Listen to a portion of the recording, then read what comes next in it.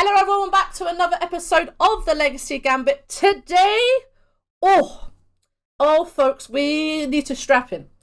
Because while I was at Eternal Weekend, the channel was challenged to a duel of all the Legacy content that you could possibly have, and we were challenged to play Legacy decks at one another by a known magic grinder. We'll get into that in a minute, but of course it's not just me on the channel. I am obviously joined by my lovely co-host Sarah. Sarah, we were challenged to a duel.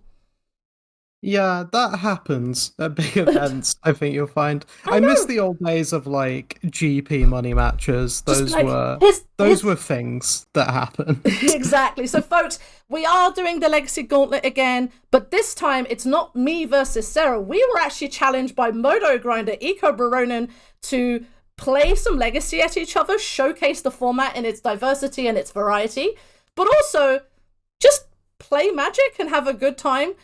So of course, Andreas Petersen, aka ecobaronen, is on this call. Andreas, introduce yourself to the channel, tell people about who you are, and then we can talk about how we're gonna fight you in a duel. Yeah, so first of all, thank you so much for having me. I felt the itch to challenge some competent legacy experts while at Eternal Weekend, and I was lucky to borrow some of your time today. So hopefully we can have some great games. I definitely picked some sharp tools out of my toolbox to do my best to take you gals down. I know, and I've known Andreas for quite a long time, but also the ongoing joke when I got challenged by Andreas was, Andreas Petersen is a known competent Magic player, but this ecobaronen guy, oh my god, this guy is really good at playing Magic, folks. We've got 6 decks. We actually know what the 6 decks are. So the Legacy Gambit has come with Boros Initiative, unsurprising, Death Shadow, unsurprising, and CloudPost, because we want to cast an Emerald Call on turn 2 and feel things. So first of all, great choices on your end. I sense some expertise in some of the choices, and then maybe a little bit of a rogue choice in the CloudPost deck, but I really hate playing against that deck, so I actually thought about canceling today, but I guess we do it now. I'll be bringing Teamer Rhinos, a deck that I used in the spring to qualify for a Magic Online Showcase qualifier. And I have brought Arclight Phoenix, a card that I have been playing a bunch in Pioneer, and I see Bliss doing well time and time again, every now and then, I should say.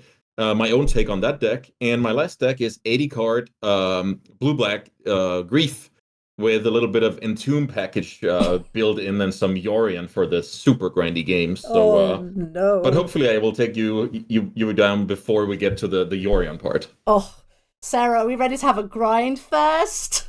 I'm ready. I've seen these kind of like Yorion 80 card scam type piles. Oh god. Folks are I still haven't played them yet. I keep getting sent lists from like Death Shadow people who have that as a pet deck. Oh god. I still need to register one at some point. Oh, it's terrifying. There's so many good cards in that deck. Just put all the best blue cards, put all the best black cards together, and then make a beautiful Yorion baby. We're going to play all 3 matches. It's basically going to be an exhibition match.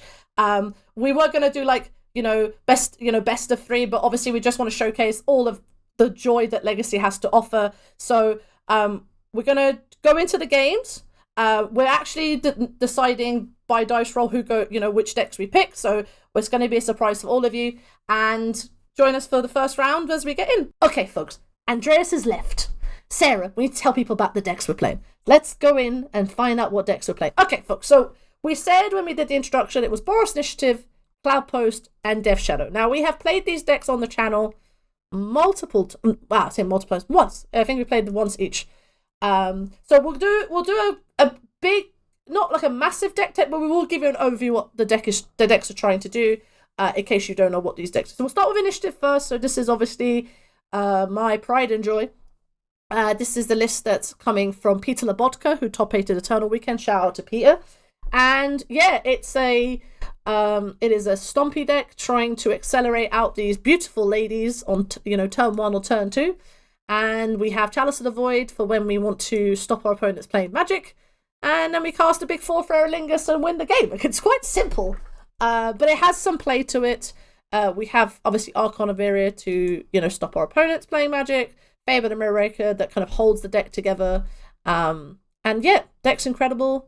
It's a deck that, because it develops things very quickly and it plays with this kind of stompy archetype of acceleration, it's very much about making sure your mulligan decisions are solid 100%. and your idea of first couple turns sequencing is solid. So I expect most of our games are us like spending like 6 minutes on like turns 1 and 2, just be like, and the rest of the game ends like, so quickly. You want us to, honestly, like that's the thing that I like about this deck, and it's a lot of people. It's now very popular. Like MTG Goldfish, I'll have it on I think it's now the third or fourth played deck in the format. And a lot of people pick this deck up thinking it's easy and then get surprised when they lose because they haven't thought about their early turns and they're like rushing through expecting to like do this and not get blown out. So definitely worth playing.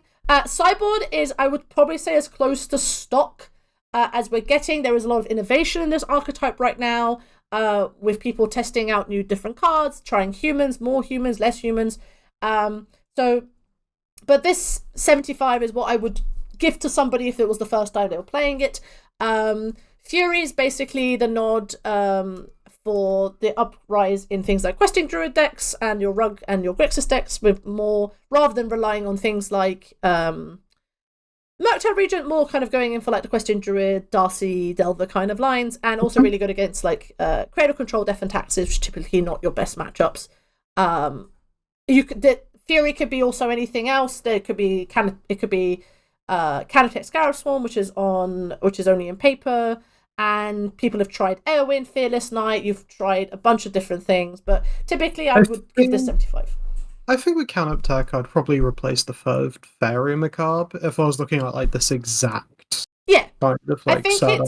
I think with the I always, so people can also, again, with Graveyard Hate, Leyline versus Fairy is also an ongoing debate. The community around this deck is growing, and we have a lot of innovation. We've just had Eternal Weekend Prague, we've had Eternal Weekend Aichi, or Aichi, and then we've got Eternal Weekend America. There'll be a lot of lists that come out, and I as someone who's very passionate about this archetype, I'm kind of just absorbing what people are doing, and it's just super interesting. But if I had to basically give someone the deck, like if you've never played it, what should I play? I'll probably give them the 75.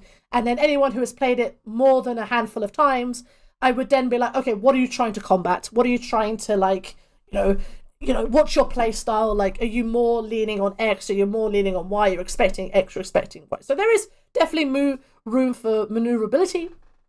But I think I'm happy with the way this is configured right now. Because also Mystic Forge can do one. I'm glad there's 2 no rods here. I'm glad there's 2 no rods. Also because you hate Painter players. I also do not. I mean, shout out to Painter community, but yes, I don't want you to do the thing. Right, next deck we then decided to play was CloudPost. Because it's a blast. Because me and Sarah, it's so much fun. Absolutely loved this deck. When we played this for the A to Z, I don't think we've had as much fun as when we play CloudPost. I don't think I've laughed as much as when we play CloudPost, because, folks, this deck's incredible. And shout out again to the 12 Post community, Fake Futurism, True Futurism, whichever Futurism you want to call him, doing God's work. Go to his Patreon, subscribe. He is absolutely working diligently along with the Post community to make this deck good. This deck has sort of not fallen out of favor for things like lands or depths, but I still think that it's really powerful, and it's probably the closest thing, if you're coming from like modern, that we have of like Tron. Like, I mean, you make more mana than Tron. It's also very Amulet Titan. Yeah. It's like a mix between Tron and Amulet Titan. So like full disclosure, I haven't been playing much modern recently.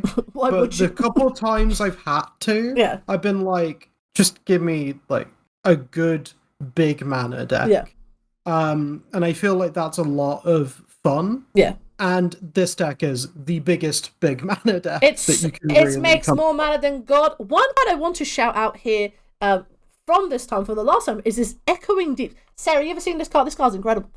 I genuinely have never seen this card. I am now looking it up. So Echoing Deeps, folks, is a land cave from Lost Caverns of Ixalan. This was a relatively new edition. I think Futurism added in when they played at Eternal Weekend. So it is, you may have Echoing Deep, so you can tap it for colors. so it can cast, your Piffing Needles and your Wanderings. But you may have Echoing Deeps enter the battlefield tab as a copy of any land card in a graveyard, except it's a cave addition to its other type. So it's basically another Vesuva. So now we're 13 down. Now we're 13 posts. There's now many posts. One of the things that was, because I asked Futurism about this, I think, or I asked a couple of people who play CloudPost, of like, how do you get lands into your graveyard? I mean, you have crop rotation. You get wastelanded. Yeah, you get wastelanded, exactly. We get wastelanded, but you have crop rotation and Elvish Reclaimer, so this can become another post, it can become another Dark Depths, it can become Beseiju, whatever you want, basically. So this is a really nice addition. I know that Amulet Titan and Moderns also play this, but I think Echoing Deep's a really nice touch. I don't think you want any more than one. I just realised the interaction with Dark Depths.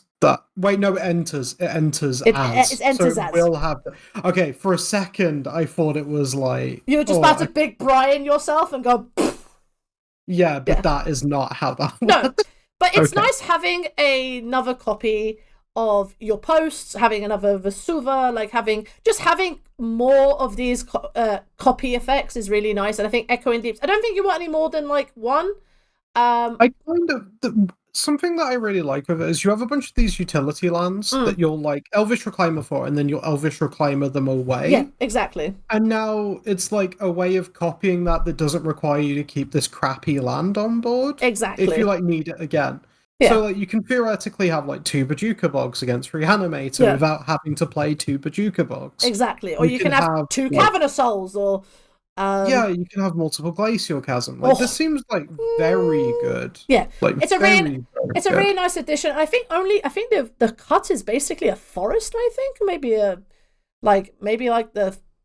another. It looks like a forest. Yeah. I think I remember a couple more. Yeah, exactly. And I think it's really nice. So I think it's really good. And then sideboard. It's again, shout out Futurism. Futurism keeps this very clean.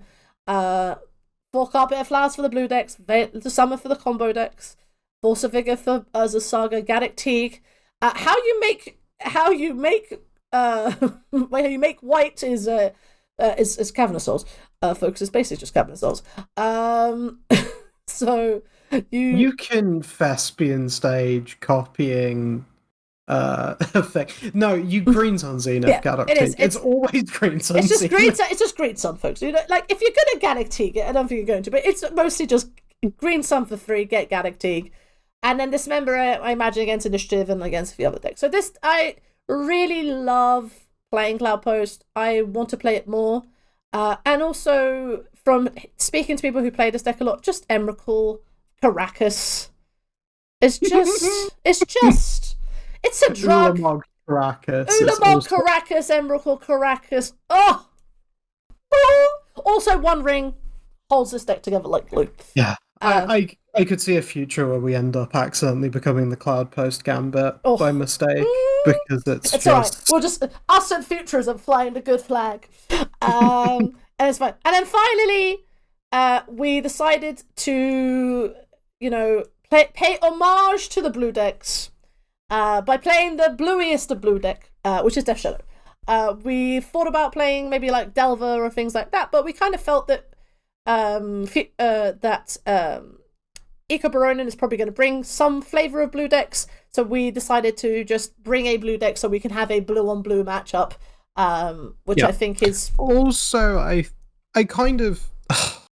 This is going to sound weird, because this deck is like very, very, very hard. It's very hard. But when I'm playing against someone who is stronger than I am, the like 2 kind of decks that I like to bring are things that just don't care about what they're doing.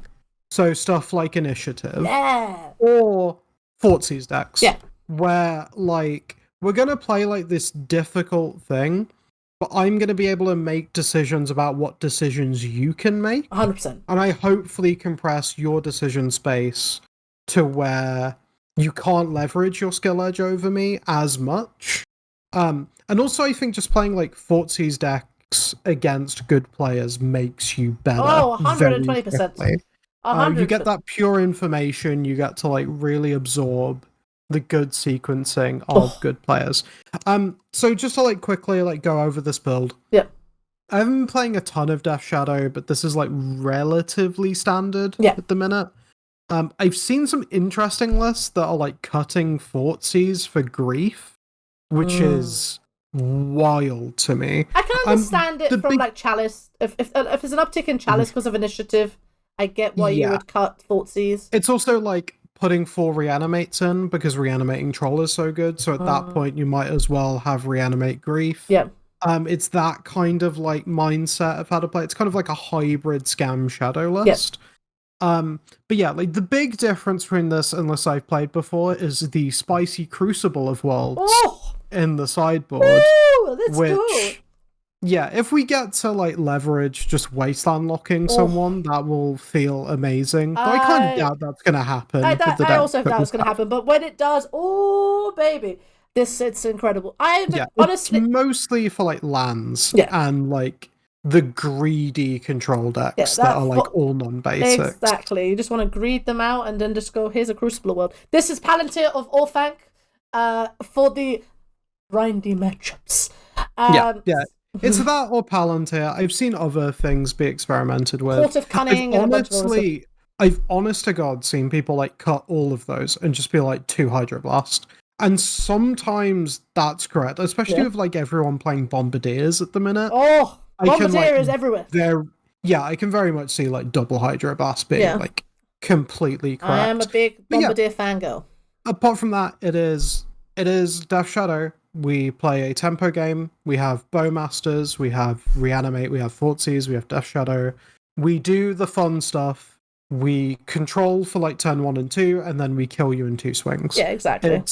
It's also really one good. Of my favorite of all time. Exactly, and I think it's also against like what ecobaronen was had said they were bringing, which is Rhinos, 80 card scam, and Phoenix. Having a Thoughtseize deck is just like super duper powerful because we can basically take advantage of them trying to leverage a certain game plan and sort of flip it on its head and use it against them. It's probably the only matchup where, like, I think with Rhinos, I think we can just, like, kind of, as you said, control the game long enough and then just go razzle-dazzle. And, you know, the thing I've noticed from us playing Death Shadow on the channel is that it feels like Jund so much. Like, I'm just, not just from a, like, Jund them out kind of thing, but just the turning the corner. It is one of the few decks where it is a noticeable like pivot and you are like, oh, you are dead, and you're like, oh Jesus, I did not see that coming. And yeah, it's part of the skill expression in the deck as well as learning when to pivot. Which I think, like, even if you're not like a Death Shadow nerd, I think it's a deck that's worth picking up for like a month, because you sit there and as you're coming up with your sideboard plans, you have to think, okay, when's the pivot point? Like, what's, like, or is there a pivot point? Like, against Painter, for instance, there's no pivot point. It's beat B by my Jeep, kill you as fast as possible. Against Cephalid Breakfast, it's beat B by my Jeep, kill you as fast as possible. But you need to be able to make those decisions.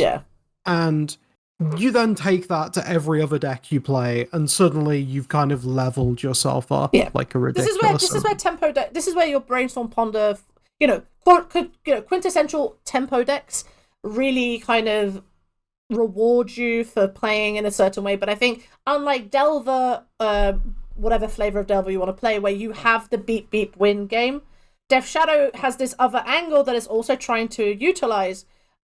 Which then it adds another layer of complexity, which I think is really good for kind of anyone who wants to pick up the Wasteland Ponder Brainstorm Days Force of Will package. So yeah, play it out and things like that. So folks, we will get into the next round. We're gonna flip some coins to see which deck's going first, and we'll see you in the games. So I have Death Shadow and CloudPost already rented. We're going to do a heads or tails of which to go. So CloudPost is heads, Death Shadow is tails. It's heads! Let's go! CloudPost, baby! Let's go! Folks, we are in our first match against ecobaronen. We have chosen the CloudPost deck, and we won the die roll, Sarah. Let's go! Okay, alright. I see 80 cards, Sarah. Okay. I All right. see a So Yorion. We know what they're doing. We know what they're doing. Oh, we cannot keep. You cannot keep that one. This. No. We cannot keep this. Can. We have it once upon a No. time. We have it once upon a time, Sarah. Yeah. You really want it to hit green though, like real bad. I mean, we've got so many lands in our deck. No, look, I think we can do better. All right, we can do better. We can do better. All right. Okay. Yeah, this is how. Hello, welcome to better. Welcome to much better. Okay, they're a scam type list, right? Yes, there's going to be like 80 cards. There's a bit of Reanimator. There's a little bit of scam. Do they run like Wastelands, or is it? I imagine there'll be some, but not loads. Also, it's 80 cards. I imagine it's going to be like if they're going to play Wasteland, like it's it's in 80 cards. I have to find it. Yeah. Okay. I think in that case, then we just plan around getting Fort Seized a bunch instead of getting Wastelanded. Yeah. In which case, we probably like either put back the Yav or the Forest. I was thinking the Yav. Yeah, I'm kind of leaning Yav just out of like hedging against both a little bit. But I could see putting back Forest if you're like pretty confident. Are we leading with Forest? Or do you want to lead with CloudPost? I think it's just Forest go in this case. It might be CloudPost actually because we don't have a turn 1 play. It's fine. That's on me. Yeah, that's fine. But yeah, like we're not doing a turn 2 One Ring unless we literally top deck a Cloud. Yeah, maybe we should have left that open. Yeah, that's fine. Scouting Town go. Okay, this is good. No turn 1 Fortsies. Please and thank you. Okay, let's get this show on the road. I'm expecting permission. Yeah, I'm in also that case. Then. So then you go CloudPost now. Yeah, I think we're just gonna like happily play our lands and then just try be like, and slam. We've got a bunch of lands. Don't mind us, folks. Oh, they're fetching. Yeah, Watery Grave. Okay. Oh, again, Watery Grave. Interesting. I would have probably got Uzi, but. Well, they can get it untapped, and that leaves like painless fetch choices later. That is true, actually. Like, if you don't need to do it. Oh. Okay, cool. That's fine. Okay. Well, we knew that. We knew that now the question of do they play Wasteland? We got Wastelanded. I mean, it's one of the best cards against us. It is very good against us. Yep. I mean, we just play Forest and go. I mean, we hold Cavern until we know what we're doing with it, really. Yeah, we kind of want like a land that like. In the dark, we just name Giant. Yeah, 100%. Name our good friend Primetime. Sometimes you name Elf, like if you need to. You want to jam this One Ring? Yeah, I do. Jamming. I very much do. Jamming. I want to jamming with you. We're jamming. Oh, they're fetching. Are we getting dazed, Sarah? Essentially, we might just be getting Bowman. Oh, we're getting dazed. Okay, that's fine. Oh, we cannot pay for our One Ring.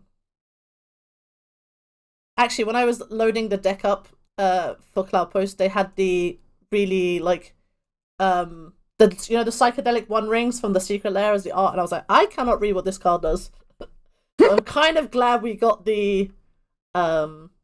No! Okay, sure. My second One Ring. We just tap the top of the deck and hope. Yeah. We know that top of the deck is good in this. We know the top of the deck is very good for this.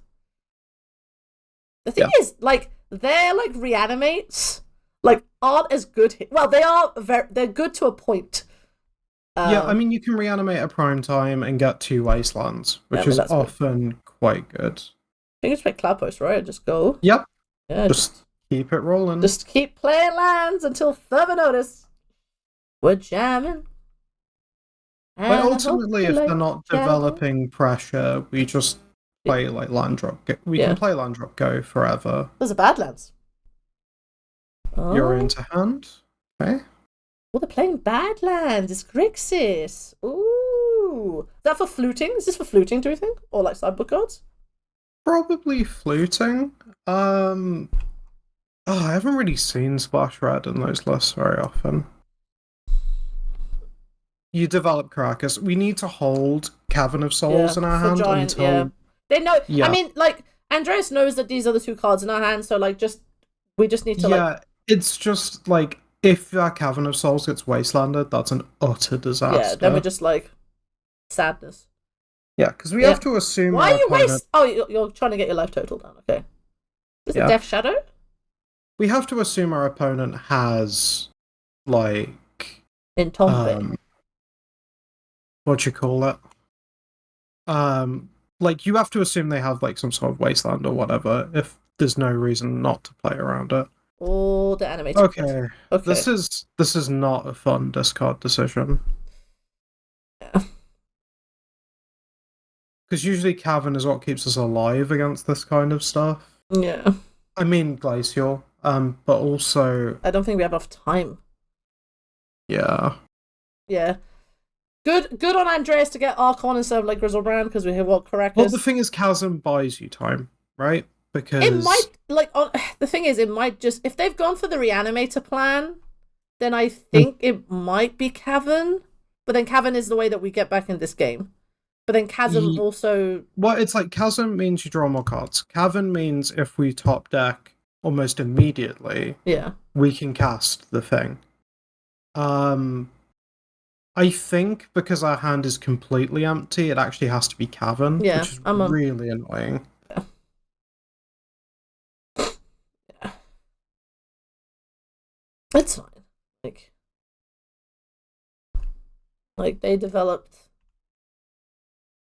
Okay, that's a redraw. Tap CloudPost. Oh, tap CloudPost, sure. Actually don't. Tap Caracas and... Sorry. That's right, tap Caracas, that's fine.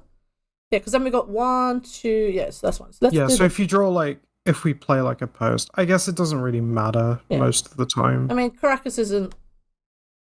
We've got mana, Andrea. Don't even think about, like... I mean, they might force... I mean, Andreas might force it, actually. Knowing if that... they have a wasteland in hand, I'd expect a force. Yeah. Because if it's a wasteland in hand, we play Glacial Chasm, we get rid of a land, and then they just wasteland it, and we're basically dead. Yeah. But if they don't have that, they might let this go. Yeah. No, they've got... Okay, so they've force pitch... Oh, they force pitch Yorion. Yeah, I mean, this says to me I have a way through your Glacial Chasm, but it's not like we have a choice about it. Yep, so I think we just play Glacial Chasm. Sack Forest. Yeah. Oh, this is bad. Mm-hmm. It's fine. Like, sack this forest. Yeah, like I think our 6 was still good, but yeah, I think this is with a deck like this, which has so much permission. Like, we're just gonna string Glimmerpost, Cavern of Souls, like an absolute. Okay. Yep. So the loss of life still happens. Yeah, but the damage doesn't. Thank goodness. It's just basically got a flicked 3. We're going to 12.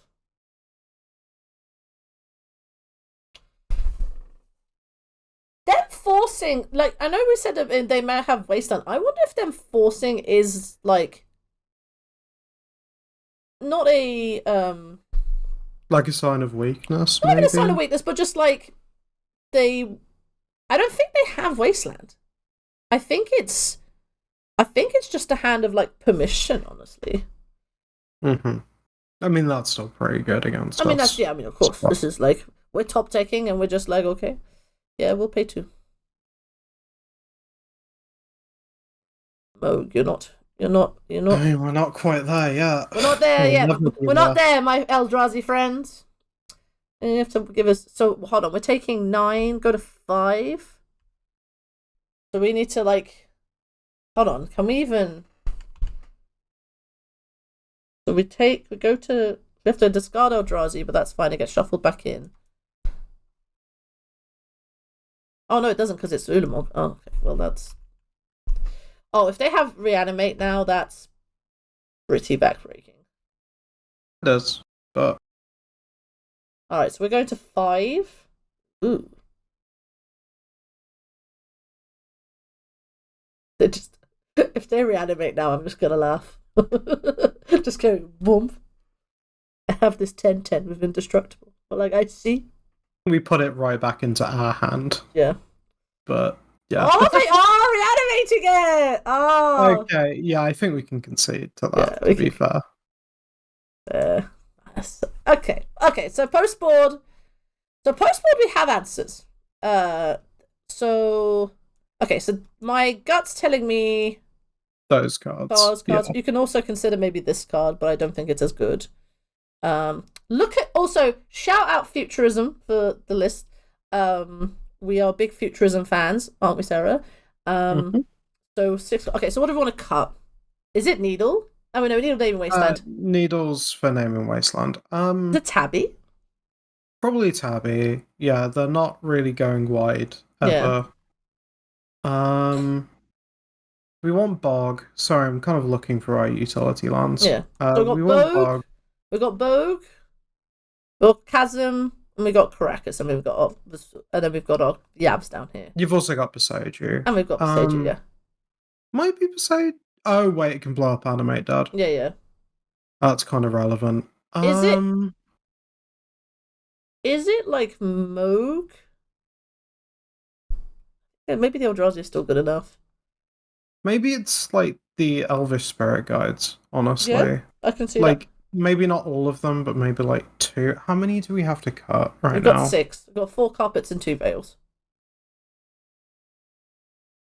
It could also be like... It's hard. Yeah, it is hard.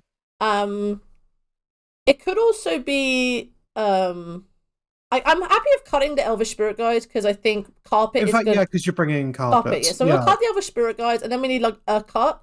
It might be one of the Eldrazi, or it might be like once. No, but once helps you find all your cards.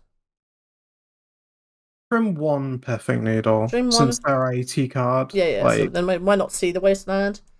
Yeah, like if they have 1, they might not have them. Yeah, okay, so that's fine. So that was good. So we'll do this. And we're very much all in on getting a turn 1 carpet of flowers. Also, yeah, like carpet makes Wasteland a little less of an issue. Yeah, exactly. And I hope you like jamming. Do you know what? We said this when we played CloudPost. I really like One Ring in this deck. I think it's such a good way of like refilling your hand, and just you can use it with your CloudPosts and CloudPost effects. I think it's just a really nice introduction. You can get to do some fun stuff with it. I'm surprised there's only 3 prime times and not 4, but I trust that the powerful wizard that is Futurism has figured out why. Wizard Square Expert. Wizard Square Expert. Alright. There's a lot of post lands. There's a lot of posty lands. No green mana. That might actually be fine though. Yeah. They didn't clock us particularly quickly last game. No. I think we can once first see if we find green, and then. I mean, part of me kind of just wants to like be passing the turn and not even like wanting immediately. Once on like their end step or something. Or like on our turn too. Yeah. Just like kind of get as deep as possible. Yeah, I'm happy with that. Before needing to do it. Yeah, well, let's because we can just kind of go like. You want to? We can start with a Glimmer because we don't care about it as much. Yeah. All right. Our hand is entirely weak to Wasteland, so we might as well lean into it at this rate. Get the one that we don't mind getting Wastelanded as much. Yeah. Wastelanded. We're on 21. We're head on board. Alright, let's yield until end step. Alright. This is Fortsies. Yeah, you don't want to yield. Oh, we've got a Ponder Gamer, Sarah. We've got a Ponder Gamer. Ponder Gaming activated. There'd be like a bingo card of like people watching our videos going, how many players do we play against to go Ponder Gaming turn 1? Griff? Okay, so... Do you want to want? They don't want to want to receive. I don't think they take the once. Do you think they take like prime time? Yeah, and then if they take the once, I don't even think I'm upset. No, I'm a bit sad if they reanimate this, which will be like... Yeah, but you can't do anything about it. Exactly. Griff, play Griff. Alright. Okay. So I think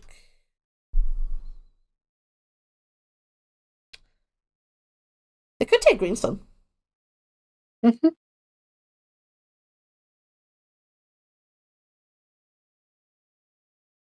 But yeah, if they take once, it's annoying, but we can still. Or they took once. Okay. Okay. Yeah, I think we're still. That leans away from reanimate. Yeah, that means they just want to stop us playing Magic. Mm-hmm. It's fine. Like we can just. Oh, there's giants. That's really good. I think develop CloudPost in this case, because then next turn you can play your third Locus. Yeah. And suddenly it's 6 mana. Yeah, and then we're on. You need to get close to playing this giant, but. Mm-hmm. Ponder. Very nice. Did they shuffle their Ponder? They choose not to shuffle. They choose to shuffle. Okay. They choose to shuffle and they're shuffling. Okay. Oh, okay. Okay. Alright. That's fine. That's fine. Yep. Probably taking prime time now. Mm-hmm. We need a green source like ASAP. That's okay. We'll get there. They're not wastelanding us. We're gonna have like more mana than God. Mm-hmm. We're also gonna be getting a bunch of life off of our lands as well. I mean, yeah, like we have a win condition. Yeah, I think you just play the CloudPost here. Just keep making more mana. More mana. Don't mind us. We're just here making mana. Okay. So next time we'll have 10 mana if we want to. Yeah. So many ponders. Alright. It's a lot of the way to Emrakul. Yeah. I'm gonna put the game log. They choose not to shuffle, so they like their cards. This animate. Oh, that's. Okay, that goes and gets Wasteland. Yeah, that gets Wastelands. Whoops. Well. That's fine. That's fine. We can hit a green source and technically get our own. Yep. Our locusts. Our beautiful locust babies. It's alright. This is where we top deck a Pithing Needle, you know? Updated. Not as good. Not as good. Question is, like, what can you do about it? No, it's not much. There's obviously not much we can do about it. I think you want to play the Glimmer Post this turn anyway. Yeah. Just it's the maximum amount of life it's ever going to gain. Exactly. And I think we just lose. Yeah, I think we just GG. No, we play it out. Yeah, but yeah. Woof. The fact they get to keep tutoring up lands is a big problem. That's what we're trying to do. Yeah. Yeah. Yeah, that's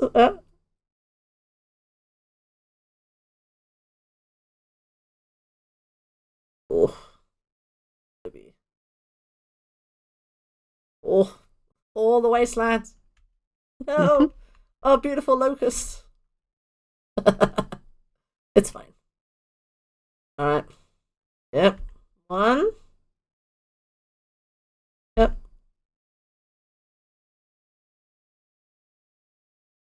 This Merc died. Looks like it. Yeah. Alright. Let's see if we top deck anything, but I don't think there's any way we're getting out of this. 7, 12, 15. Yeah, GG. Yeah, GG's. GG's. Oof. Oof. Can we... The thing is, you don't want to mulligan to 5. Like, you don't want to... Maybe, like, do we have kept that hand, potentially? The only question is, like, whether we should have once in response to the grief anyway. Yeah, I mean, that's we can discuss that afterwards, for sure. But the thing is, like, they then felt priced into taking the once. Yeah. Which means that they didn't take the prime time and reanimate it immediately. Yeah, 100%. Which was an option for them. Yeah. So I don't know. Like, it feels it feels like it didn't work out more than it was the wrong play, but I would actually have to do the maths on it. I mean, that's fair. To be sure. All right, let's get into the next one. So we've got Death Shadow and Initiative remaining. Right. Coin flip. Coin flip, coin flip. So, heads Death Shadow, tails Initiative. Okay. I have no preference here. I have no preference. Tails. Okay. We are playing Initiative. My baby deck. And Sarah's gonna be bad cop, making sure that I can sequence effectively against ecobaronen. For the pride of the channel, Saha. We need to play effectively. Both of us have been working with you on this deck, so oh yes, it's the exam. It's the exam. It's the exasm of me knowing how to play Magic the Gathering against my friend of the channel and all-round good egg, ecobaronen. Okay. Do we know they're not on the Yorion deck? Yeah, we now know they're not on Yorion, so we know it's going to be either Phoenix or Rhinos. Now the Rhinos matchup is like okay, and I've never had experience against the Phoenix matchup, so let's see how it goes. But we won the die roll, Sarah. And we cannot keep this hand. This hand is god awful. So we're gonna mulligan this hand. I mean, okay. Like, I think against both decks, turn 1 Archon is disgusting. Oh, you can't turn 1 We can't turn one up. We can turn 1 Fable though, which I think is still fine. Yeah.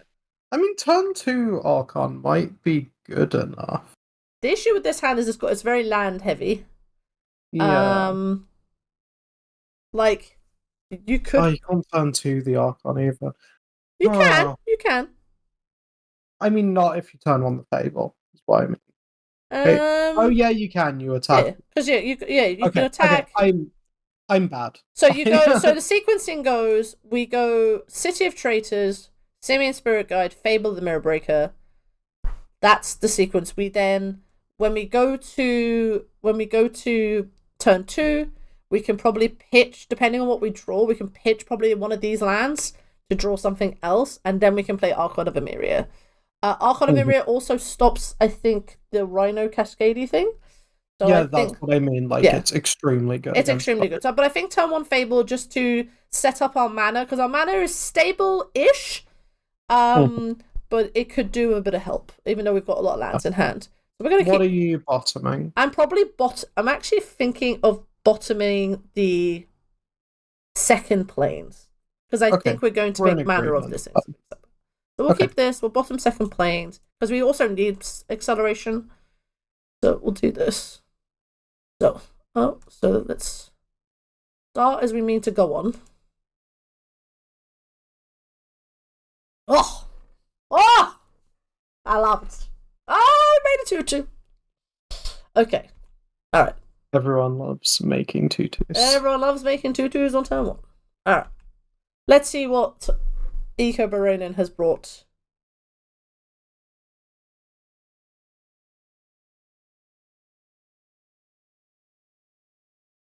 The fact they're thinking makes me think. Well, the thing is, both decks are like thinky in terms of early turn. Like with Rhinos, it's like, how can I maximize everything? And then with Phoenix, it's like, well, how can I make sure that I get to do Volcanic Island? Okay, it's the Phoenix. It's the Phoenix deck. Ooh. Okay, I didn't expect it to be playing Delver. Okay, all right. We're surprised as much as the next person. Okay, That doesn't it's play. fine. Now, do you think it plays Days? Potentially. We can play around it. Yeah, we can. 100%. So I don't actually want to pitch anything. Like, you go land, you go play. Yeah, having the replacement city is pretty good. Yeah, because I think you kind of. Sequencing wise, I'm kind of in like swing with Goblin before doing anything. Yeah. Are you like sacking the treasure to make Archon so that you can then follow up with Chalice? Or yes, I think that's probably the way to do it. I think that's going to be the Or would we go Chalice first? Because if Archon resolves, you can't play Chalice afterwards, right? Yeah, I think let's bait out I think let's play Chalice first. Let's see. Let's do a force check, and then. Do you want to do it before combat, or? I think before combat. Okay, so like Chalice check, swing, make Archon. The only thing you can do though is if we're respecting days, maybe we can swing and then force check. But if they daze, we want them to daze the Chalice. Yes, because right? then we can slam Archon. Yeah. Yeah. Okay, so we're not gonna pitch anything. So we'll say nope. So then I think we Chalice check.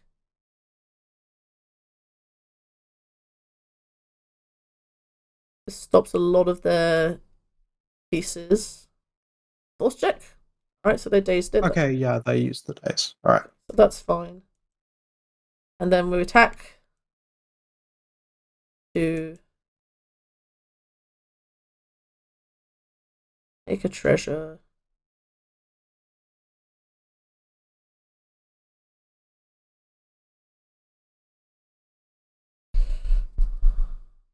And then we play City of Traitors. And then the only thing that blows us up, they have force. But if they have force and days, it's like, okay. And yeah, they've used a lot of resources then as well. It's not like we've got nothing. We do have a stable. Yeah. Okay. I feel pretty good about this, especially because they return a non-basic land as well. Exactly. So, alright, Delver doesn't flip. Delver never flips. Delver's blind flip is fictional. Yeah, it doesn't exist in my eyes. So they're gonna put this volcanic island back to tabs. This is good for us just from a tempo perspective. Yeah, exactly. We have so much tempo back now. Another Archon. Oh, that's disgusting. Okay. Yeah. So I think here. So I'm actually happy attacking with. No, because now we've got. No, I think we attack with both. Mm-hmm. They go to 14. Then we have a treasure. The question is do they daze again for this, or do we play them planes? If they daze again, though, they're so far behind. So behind, yeah, that I don't think we care. Yeah. Right. The question is whether we play a land drop or not, and I think it's like no. No, I think we can. Treasure, yeah, I think we just use the treasure. I think I'm on team treasure. Let's cap for 4. Go to 14. Second main. Play Archon. Play the second Archon. And then, yeah, I think this is now I feel pretty happy about our position. Because now we can start making copies of Goblin Shaman. Mm-hmm. So we can have a consistent mana source. Okay, they've got Dark Ritual. Okay. Not great when Archon's on the board. Yeah, exactly. Okay. Yeah. Yeah, let's go. Archon of a Mirror doing God's work. So, it's Phoenix. So we have to be... Okay, so the Fairy Macabres obviously come in. Containment Priest comes in. Yeah, Containment Priest I'm definitely leaning towards. It's like the question of how graveyardy is it versus how delvery it is. Yeah. Well, against Delver... Okay, I also think their mana base is not amazing. Like, their mana base can't be that great. That is a consideration. Their mana base cannot be that good, right? Like, they're trying to... So what's your normal plan against Delver? My normal plan against Delver... Bring these cards in. Like, assume it's a Grixis list. Okay, so if we say it's Grixis Delver, like, if I'm playing just OG Grixis Delver, Grixis Delver, it's just swords and Max of the Moons. Hit their mana base, hit their fatties. Because of... And then I'm cutting some caves because of Lightning Bolt. So I'm cutting, like, 2 to 3. I'm actually, like... I can cut up to 4, potentially, and maybe cut, like, a Chrome Mox because of, like, Meltdown. Maybe Archon on the draw, because they can develop their mana. So we like it's Phoenix though, so I think. So I think we need So I think because it's more combo centric, we still want these.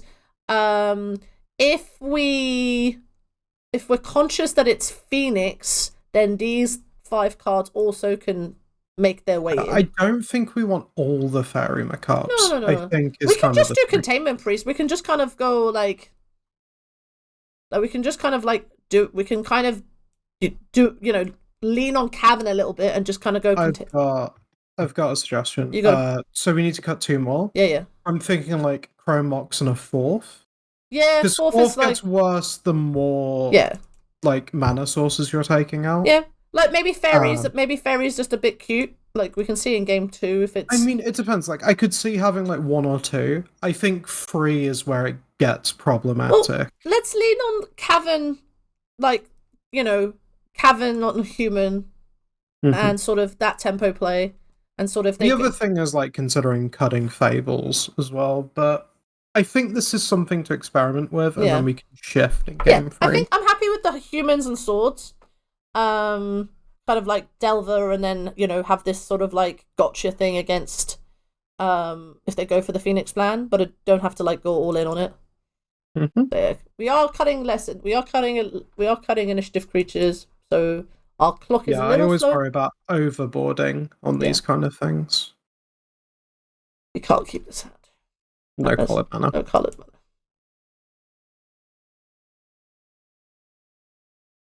How good do you think Chalice is? Yeah. How do I think Chalice? It gotta be good, right? Yeah, we are knocking the top of our deck really hard. It's very good though, when it is. Yeah, I think it's like Plateau Petal Chalice, right? Yeah. And then we have stable-ish mana for the rest of the game. Or is it City Petal, so it's around days? We're on the draw. I feel because we've got mana, and we've got stable-ish mana, like I'm saying stable-ish mana, I think this is a risky 7. It's definitely on the riskier side of it, but... It's a 6 as well. Oh, it's a 6. It is a 6. Oh, if it's a 6, then... Yeah. If it's a 6, then... No, I still... So, 2... So, hold on. Let's sequence this out. So, we go... So... I think we want the Petal if we're leaning on Chalice, so that our turn can be like City Petal Chalice, so it's around days. The City Petal Chalice. So then... But the problem is if we then lose... We lose a source, yeah, but it's not like we can put anything under Chrome Mox at the minute. Not at the moment, no. But we can see what we draw. Yeah. Okay. It makes me think I want to put Chrome Mox back. Yeah, I'm also putting back Chrome Mox. So let's keep this, put back Chrome Mox. We have coloured mana. Alright, let's see what they do.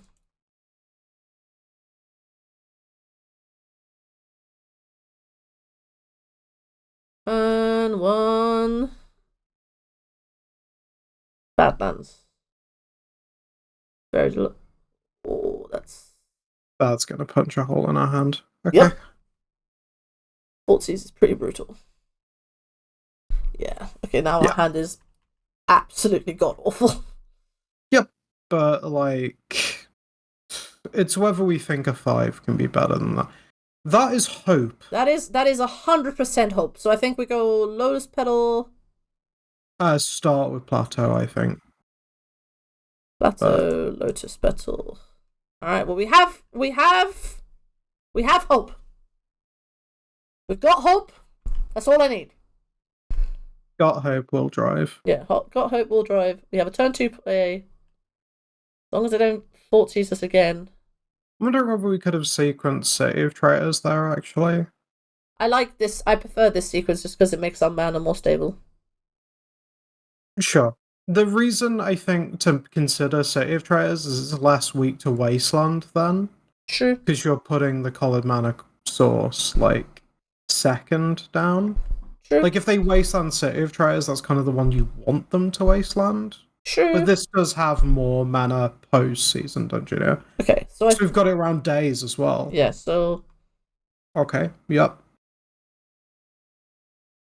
And now we go 2, 3, 4. So they need like 4, like forces. Yeah, this resolves. Like if Delver flips, it's kind of annoying, but I think we're happy here. So I think we're going to get basic planes because I would like to cast a Solitude. And our red count is actually a little lower because we took Very low now. Yeah, it's now just fables, and it's just basically fable and maximum. Yeah, so we've got solitude for now. next. The question is whether we go left or right. Okay, so they got brainstorm. Okay, so they can get the initiative back, but I don't think their mana base is good enough to hold basics. I mean, they might do, but the question is whether we go left or right. All right, let's see what they do first. Brainstorm. Okay, cool. They're looking for a removal spell. I mean, what removal spells do they have? Like, if it's the red suite, they need Delirium to make Unholy Heat happen, and they're a bit far from it right now. Yeah, they've got 3 types. The other, then if it's black suite, they need like fetch land. Revolt. Yeah, they need Revolt for Fatal Push. I'm actually leaning.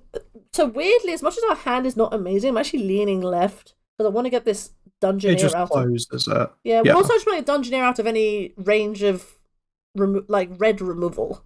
It doesn't get out of Unholy Heat though, right? I mean, yeah, but Unholy Heat is like literally the only one. True. I'm just like no, I get you. No, I 100% get you. Like, I mean, if we attack and it's got not a land, and we will get out of Unholy Heat range. Okay, fetch land. Okay, that now makes me a bit more worried that this might be a fail push. Or on ball, double ball.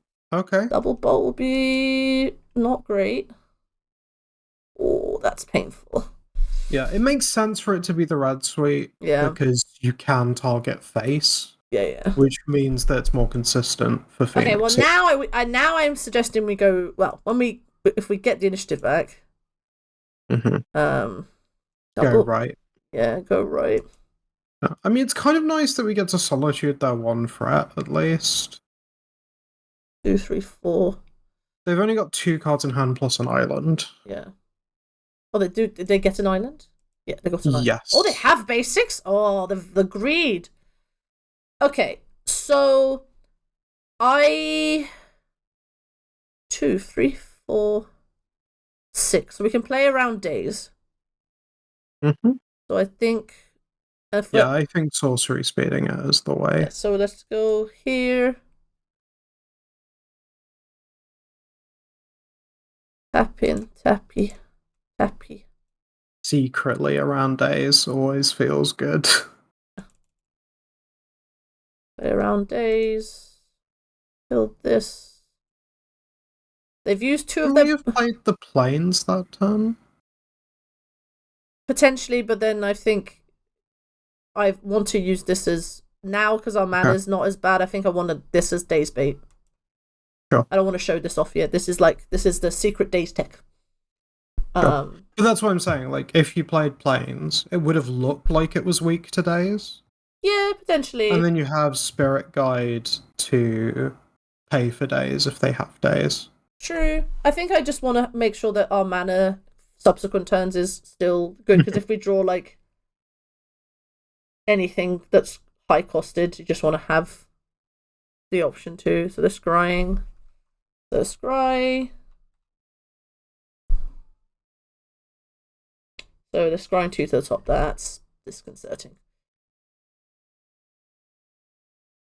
Okay. Land, yep, we know about that. Ponder, sure, that's fine. If it looks like Delver and it smells like Delver. It's actually Phoenix. Right now, this looks like Grixis Delver. Like, outside of revealing Dark Ritual, this just looks like an old-fashioned temple. It's just like an old-fashioned Delver deck.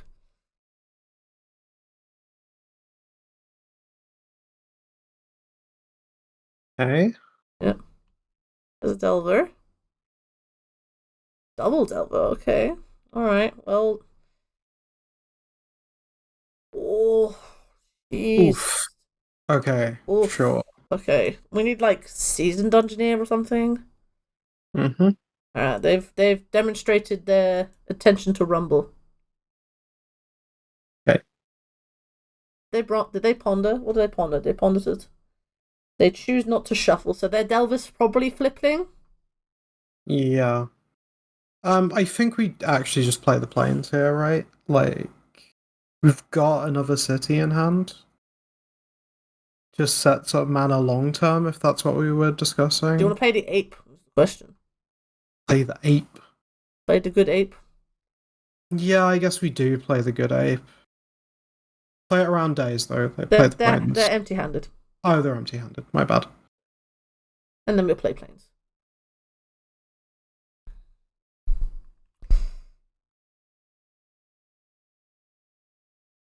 They make a treasure. They might goad. Probably make treasure, just so they've got consistent mana. Mana. Flipping. Lightning bolt. Oh, jeez. Oh my god. Okay. They found all their removal. Are we dead? Feel like we're dead. It's starting to look pretty dead. Yeah. Alright, attack for 6. Go to 11. Okay. Alright, what else do we have? Initiative creature? Doesn't do much. It slows it down a turn, which might be like, it might need to be a string. Yeah, we need like a string of... Yeah, that ain't doing it. That ain't doing it. I think we just conserve clock. Let's go. Okay. Cool. I think we need to play slightly slower next game. Yeah, that's fine. Okay. Right, let's revisit. So, the way they played that kind of feels to me like they're not leaning on Phoenix in this matchup. Yeah, we can take Containment Priest out then? Yes. Do you want Fury? Let's just treat this like Delver. So, what was your plan against Delver again? It was take out Caves and Chromoxen for Swords to Plowshares and Magus of the Moons. I think because we have Fury available to us, I would also probably put in Fury. Now we're not playing these Containment Priests because this still hits everything in their deck. I didn't see it. We didn't see Murktide. Like if we get Murktide, sure, like whatever. So you would usually bring in Fury against a Delver deck? Is that? So it's weird because I feel like they're leaning on.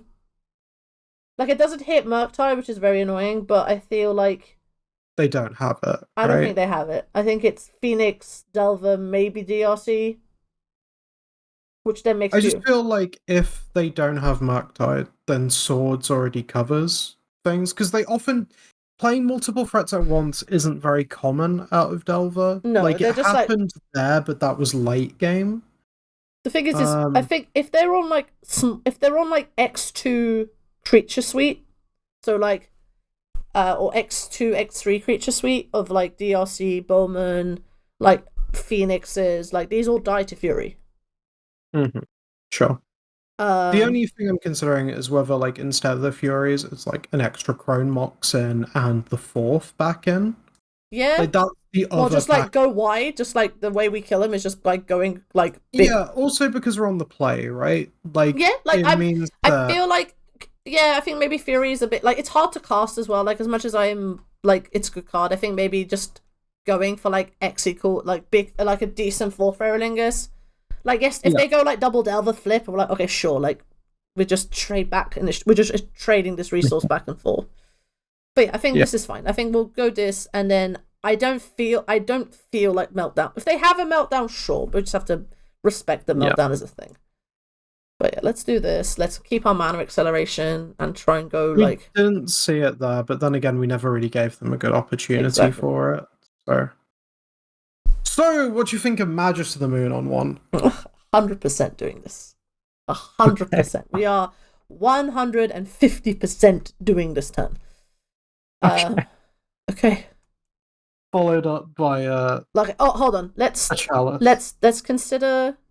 Do I think? We want a chalice first? No, I want a Magus of the Moon first. I'm just thinking because chalice can defend Magus. Yes, it can. Right, because if they have a lightning bolt in hand, any land kills Magus. Yeah. Right. So what we go like Plateau, Lotus Petal. I would play both lower spells. Just get them out. and then like Chalice on 1. I'm just worried about MBT. Like, I'm not gonna play Mind Break Trap. Mind Break Trap's a meme. I'm just gonna assume Mind Break Trap doesn't exist. That's the only thing. How many spells is it for Mind Break Trap? It's 3, isn't it? That's why I'm like, do I just... Oh, wait. We don't have to play the second letter spell because they don't have a land in play, so they can't have days. I'm autopiloting because I'm a fool. So let's play around Mind Break Trap. So play Plateau. Yep.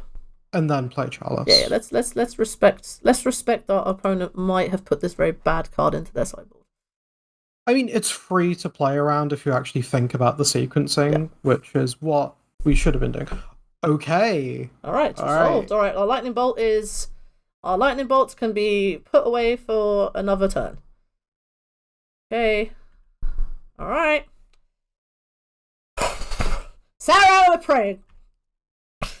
Alright, let's see if this is the way. Okay. Puddle. Have a name human, so it can't even be counted.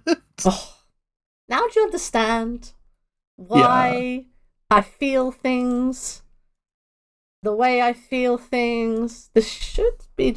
I mean, they have a basic island, so they can still play Magic, but they probably fetch now, and now we just need threat. I mean, we've got Mags in the moon, but real threat. Real threat, like a. I'll take an Archon even. Alright, they get their basic. Oh. Warms the soul. You a shirt that just says, I love Cavern of Souls. Oh, do I? Oh. Okay. I'm surprised you didn't get your basic. Maybe they have their basic in their hand. Yeah. Alright, now we just need a threat that is not a 2/2. Alright. So there's no Delver. There's no Bolt, there's no Ponder, there's no Brainstorm. Mm-hmm. So they're going to hard cast a Phoenix? Is that the plan? They could have a Darcy. What? It's Chalice on 1. Oh, yeah. Sorry. So I think we just attack for 2. I think I might play Plains. They might have, like, a Fury of their own to clear Magus, but they're probably pitch casting it. Yeah. So I think I'm going to play... I think we'll play Plains because Cavern, like... We want to hold that. Yeah, exactly. Yeah.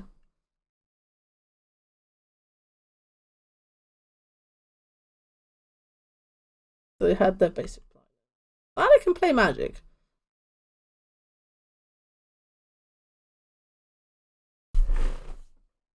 I have a radical suggestion. Alice on 2 question mark. Yeah. No, I'm actually considering it. Like, I think we just lock this game out. I think you swing first. Yeah, 100%. Wait. Look, what, you worry about Brazen Borrow? No, I'm not really, actually. Okay. Let's attack for 2. It's not like you can play a Chalice on 1 when there's a Chalice on 1 anyway. Yeah, so we got Chalice on 2. And I think that should lock the game. As much as it can do. I mean, they could Brazen Burrow the Chalice on 1, but that's, we replay it next turn, so they get, like, 1 turn. The Chalice on 2.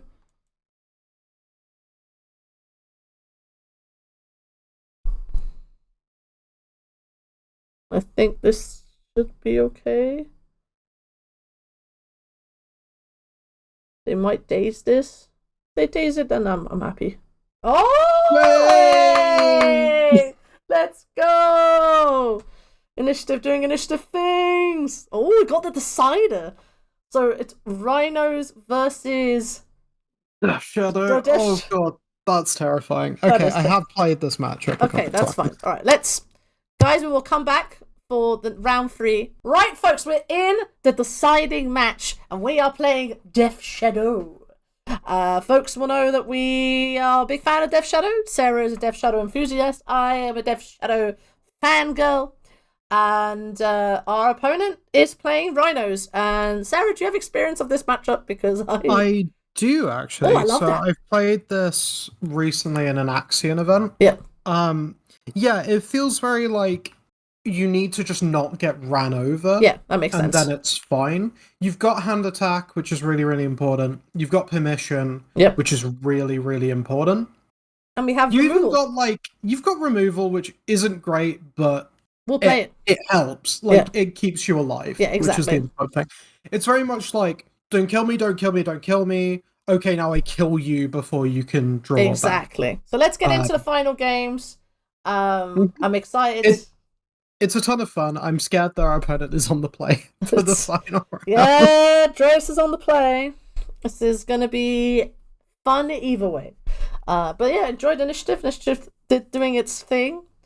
And me and Sarah kind of commenting about how we should just be very methodical in our approach. Okay, we lost the die roll, Sarah. Understandably so. Almost as if. Almost as if we can't keep this. There's no land tonight. There's no land tonight. It does not. It doesn't function. Alright. Let's see. Oh, it's decided. It's so much fun.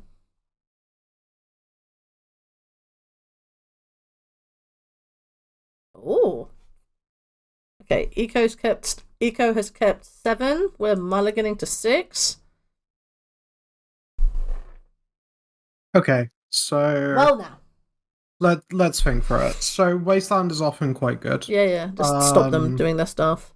Days is also quite good. It's very much like if they go on turn 1, we're probably boned. If they don't, we're probably fine. I kind of want to put this Murky back. Really? You want to put Bowman back? Or Bowman? You can put Bowman back. Probably Bowman. It really depends. They're not really drawing cards, are they? There's also putting the reanimate back because it costs you a lot of life. Yeah, and which we've we don't already really have leaning on snuff out for time. Yeah, maybe it is reanimate. I'm just concerned that reanimate's only good if we hit something to reanimate and our life total isn't low enough. You want we want to draw troll or something to kind of do that. The other thing is Orcish Bowmasters, because when I think about this post sideboard, those are both cards I'm cutting. Yeah, 100%. So I think you get rid of the reanimate in this case, and we just lean on the Orcish Bowmasters as chump blocks. Yeah. I mean, it's not the best chump blocker, but it will do for now. Yeah, I mean, it's hard to chump block Rhinos, unfortunately. But it at least stops the Shardless Agent. Yeah, exactly. Which is kind of nice. All right. Yeah, we kind of just hope they don't do it turn 1. Okay, they didn't do it turn 1. This is good for us. That's good for us. That's really good for us. All right. Yeah, I think it's just untapped Worry Grave go here. Yeah. We might have to brainstorm in a daze situation. That's fine. At least we're using all our mana effectively. Yeah. They don't play. No, they don't have. They don't have space for Wasteland. They need all the mana they can possibly have. So we're not worried about. It's 8 Spirit Guides, a bunch of lands, and then the Cascade spells. And then Minsk and Boo, maybe. Yes, Minsk and Boo is pretty common. It's usually a 2 of. Yeah. Because 4 mana is a big ask sometimes. As someone who is a 4 mana enthusiast, I think okay. Is this them? Here it comes. Here it comes. Here it comes. Hold, everyone. Hold. We're holding. This it? We're doing it? Yeah, we're going for it. Okay, so you let the Cascade trigger resolve. 19 cards. Oh, we can have a little look, actually. Violent Outburst. Okay, so it is basically similar. Okay, they've got Brazen Boros. Rest Sarah, good to know. Yeah, that's pretty common. Okay, so now tap for blue and try and daze the. You don't want to brainstorm. We can brainstorm. The mana's still floating. Yeah. We don't want to brainstorm if we don't have to. Okay, so we'll daze the footfalls. Alright, they're paid. Okay, now we brainstorm. Because we might hit a Force of Will. We didn't. We did not. Okay. We did take 2 snuff outs though. Yes, which is going to be a whole thing. We're going to make a Death Shadow really big, really quick. In which case, put back a Murktide Regent. And a Bullman? Yes. In that order? Now. Yeah. Okay, so that resolves. Oh, they had the spirit guide, Sarah. Yeah, I mean it's pretty common. Yeah, exactly. Okay, so I'm keeping the reveal cards here, folks, just so we have an indicator of what the deck is, just for people at home, for people who don't know this deck. Oh, Sarah, do you remember when we played this? Oh, we had such a great time. Okay, we're gonna go Turbo Shadow now. Yeah, we're gonna make Uga Shaka. We're doing the Uga Shaka version. All right. Cool. All right. So you want to go untapped Watery Grave? Yes. You want to cast Snuff Out, target a Rhino? This Death Shadow is gonna be so swole. Oh, they're playing Lauren Revealed. Okay, that makes sense actually. Yeah. They do. Force Pitch Fire Ice. Okay, that's fine. Okay, so now you got one card in hand. And now we snuff out the other one. Yep. I mean the same one. I'm just like the same Rhino. And the cool thing is the Death Shadow is already bigger than their Rhinos. Yep, so we have a 5/5. Everybody hold. Everyone hold, we have a 5/5. Alright. Basic Forest. Oh, they've got basic. Oh, I hate to see that. Yeah, that's like I was hoping they would stall on mana. Yeah. Oh no, you're going again. The icing. Okay. The icing our Death Shadow. Okay, that's fine. That's fine. Fine. There's for 6. They exile the Footfalls. Okay. Okay, so we go to 2. So we are on the clock. Yep. All right. Our Death Shadow is very big. It is a 11/11. I don't know if can we win? I think we can. Not this turn. We can win long term. Okay, you just play Wasteland. So the question we might. Well, they're empty-handed, so we can play Bullman. You kind of want to do it as bait. Well, the thing is, like, what does it get you if you cast it at sorcery? Yeah, that's true. Actually, like the only card that can't swing. So yeah, the only card that gets us is like if they top deck like Fire Ice. Sure, but we're dead to that. Anyway. We're dead to waste. Okay, so we pass. We don't attack. We can. The hope is like we draw another Death Shadow and like set up like the big the void. Yeah. Okay, so then they go to attacks. And we'll probably everyone hold. Like we want them to attack, right? Yeah, they should attack. Like they're thinking about it. They are attacking. Okay, so now we cast Bowman. Bowman. If you clicked OK, we were deterministically dead. Yeah, sure. Let's go, Bowman. Yep. So we'll so ping the Shardless Agent. Shardless Agent down. Block with Orc Army on Shardless Agent. And then the Death Shadow on the Rhino. Put this here. If they have Brazen Burrow, we die. But that was already the case. Okay, so. I think that's the blocks. Yep. Okay. We have survived the turn. Is there This means they don't have they're empty-handed. So that's 3 turns on that. Yeah. So we're killing them in 2 turns. We just need to like clear on what they could have. Right, they got days. Okay. So we Wasteland their Tiger. Yeah. And then you just swing for 12. Yep. Swing for 12. Take the Tiger out. Swing for 12. Yeah, and we're basically like kill us or you die. That is how it is. That is very much how this matchup goes. A lot of the time. I am still in hold. You kill them in like 2 swings. I'm still in hold position. I'm still like, brace. Yeah. It's like they kill you very quickly, or you like stem the bleeding and then kill them in 2 swings. Okay. But All right, Sarah. Okay, so let's talk about sideboarding. Right, I'm going to bring in cards I think are probably needed. I already know. Okay, I already darling. know. All right. Sorry.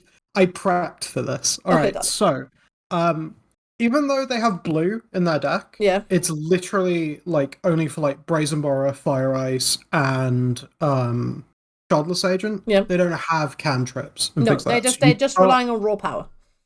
Yeah, so you cut all your bowmen. All my bowmen go. Shoot! They don't have things you want to reanimate, so as a rule of thumb, you cut reanimate. So you cut 2 of them. Yeah, because the only thing that you really cut 2 of them. Oh, 2. Leave 1 in. Okay, that's a no. I often leave 1 in just if I have room, just so I can reanimate Troll. Do you want that's Hydro really Blast because of Minsc and Boo? No, most of the time, no. The only reason why I'm saying Hydro Blast from my own perspective is Minsc. We can't really deal with Minsc and Boo.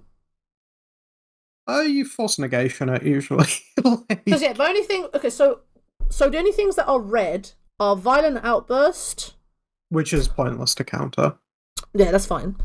Minsc and Boo, Fire Ice, and Fire Ice. Maybe Hydro Blast isn't actually that good. It's a bit. We can look at it. So what I tend to bring in is my force negations, my powder keg, Fatal Push. I usually bring in my fatal pushes. Yep. Is Shelly coming in? I usually bring in a Dorothy over Shelly, just because you end up kind of fret light without Orcish Bowman, and it's very much about closing the game out. Yeah, that makes sense. You stall, then you close. It's kind of how this game goes. Yeah. I think this is pretty much fine. You can consider I'm just looking at other things. Yeah, I'm just looking at these are the only 3 cards I would like. I mean, Dress Down doesn't do anything. So actually. Dress Down, I used to play Dress Down main deck, and I cut it in this matchup. Yeah. So Hydro Blast was the only one that I was like, oh, because of the red cards, but actually maybe not. So I think this is 60. Yeah. And we want to have a permission heavy hand in game. Yeah. The idea is you stop them doing the thing, and then you kill them. Yeah, exactly. But it's in that order. Yeah. You have to stop them doing the thing. Exactly. Okay, so let's ship this back. And then let's go again. Let's go round again. No. It doesn't stop them doing the thing. No. Well, Fortsies does. It kind of does. Again, we'd be very much leaning on them not turn one-ing it, which actually might be worth it, because the rest of the hand, it does kill them quickly. It does kill them very quickly. And if they're not turn one-ing it, Wasteland is actually disgustingly good a lot of the time. You want to keep it? You want to keep it just because that? Do you want to keep this? I'm thinking about it. So what do you do? Underground Sea Forts. I mean, but depending on what they do, if they turn one it, what do? We go Underground Sea Fortsies. We take 10. So we go to 10. Yeah. So no, we go to 8. Correct. Then you snuff out. Yeah. Well, you've already snuffed out by this point. That was included in the initial 10. And then you play a Death Shadow. And we're kind of in that bricking position. Mm-hmm. We have Wastelands to stop them doing it again. Correct. And then the hope is to just drop Murktide Region. I'm gambling on it. There's a big chance we lose, but I think, if we mulligan to 6 and the 6 is unplayable, we just lose. Yeah, I think this at least has a path to win. I think because we won game 1, I'm open to having a more, suspecty hand. Well, not suspecty hand, but a more we've made a calculated risk. We've kind of gone down the fort chain of if turn 1 doesn't happen, we have a way to navigate the game. Yeah. If it does happen, this can be played. Yeah, it's just then we're really hoping that was all they had. Yeah, exactly. Right, let's keep this. Oh, getting timed out for inactivity. Okay. That's this. Now the fact they fetched is disconcerting. Yes. Okay, just to suspend a footfalls. Okay. That's is the kind of turn 1 you want your opponent to have. Alright. Okay. Underground Sea, Fort Season. Tootsies! Please show us your secrets. Okay. So they've got 2 ways to do it and then another footfalls. Yeah. Childless Agent is the better way for them to do it most of the time. And they currently don't have red mana. No. So it's punishing their fetch. Yeah. That is I'm surprised they didn't fetch Tiger. It's because of Wasteland. Yeah, that makes sense. Like if we Wasteland them, it's a disaster. So this is fine. What you thinking? We are kind of on a clock to start developing things because they're going to suspend 2 footfalls. Yeah. Right? But this is where we want to be. So you take Childless Agent. Yep. And just kind of assume that Mystical Dispute is just there.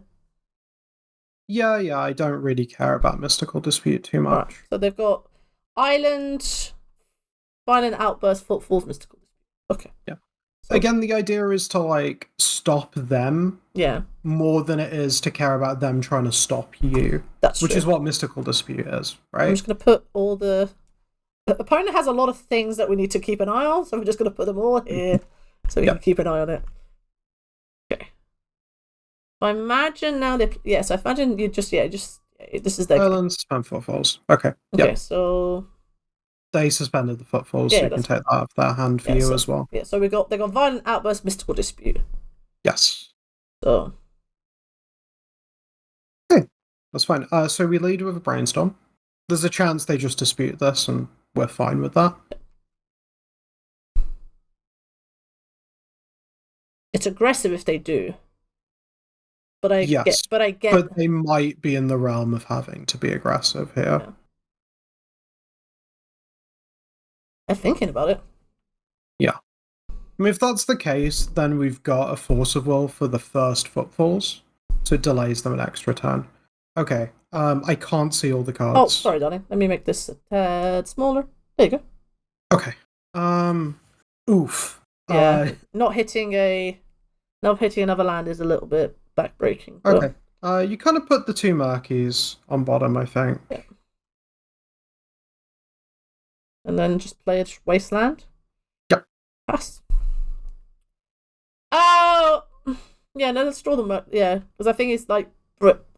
I wonder if we should have maybe kept one of the Murkies for Force of Will fodder. Sure. I think it's unlikely that they Force of Will her, but yeah, that's probably slightly better, so we should have done it.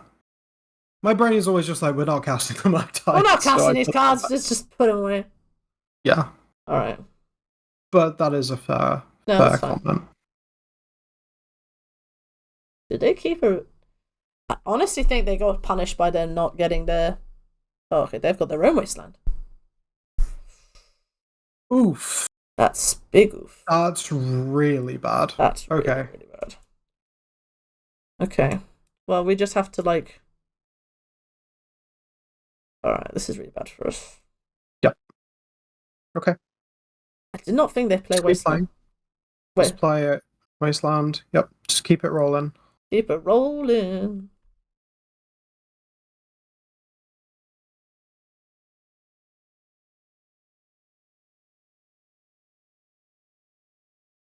This is a very silly game of This is a very silly game of Magic the Gathering.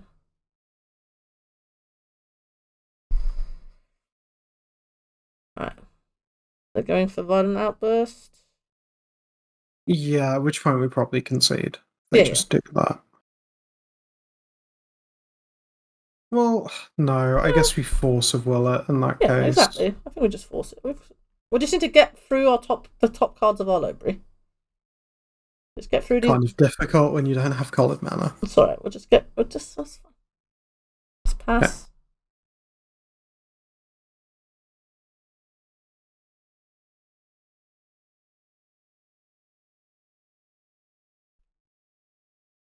Okay, we have to force pitch Matt Tide on this.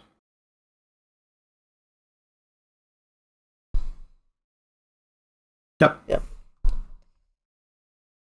Oh, no, we cannot pay 3. So a dispute happens.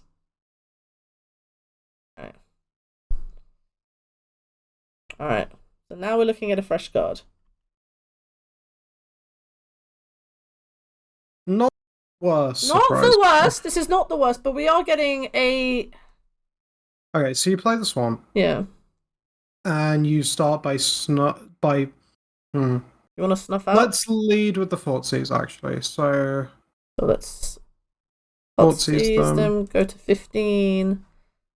So we know about Violent Outburst and... Wait, Violent Outburst, Blood Moon, Endurance. Holy Moses. Okay. Is it Violent Outburst? God, this is really, really bad. We're in... I think it's Violent Outburst, but I'm not happy about it. I'm also not happy about it. Okay, now we snuff out a Rhino. Then we just pass. Yeah. We're not happy about it, but... Then we take 4, we play a Death Shadow. Then we probably die. Yeah. But, yeah.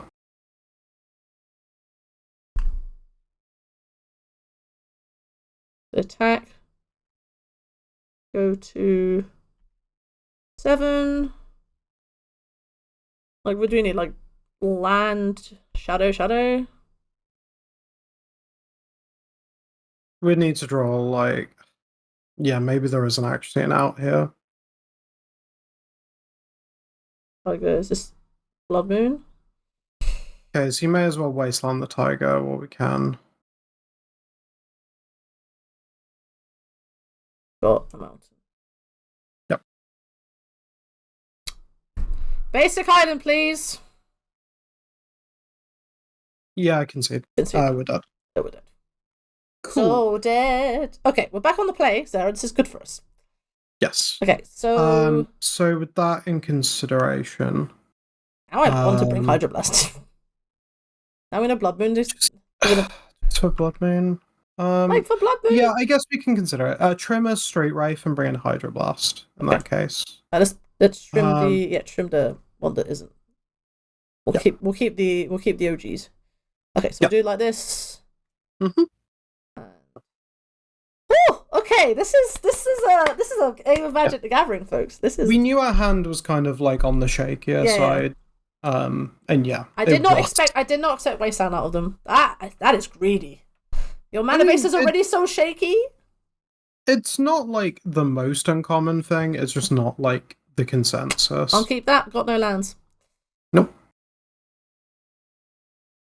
Can't keep that. Got no lands. Got no lands. Alright, multi 5.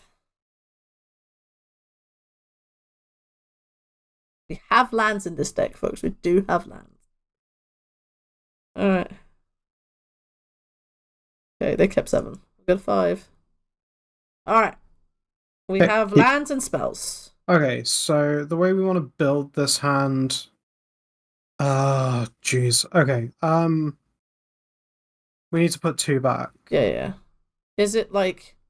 I think... Is it like... In that case, it's just like... We're trying to just like clock permission. So it's probably like Swamp and Borrower, which I hate because Borrower is so good. But I think the Daze is better than the Borrower because it stops the thing coming down. Yeah, so we go... Swamp, Borrower...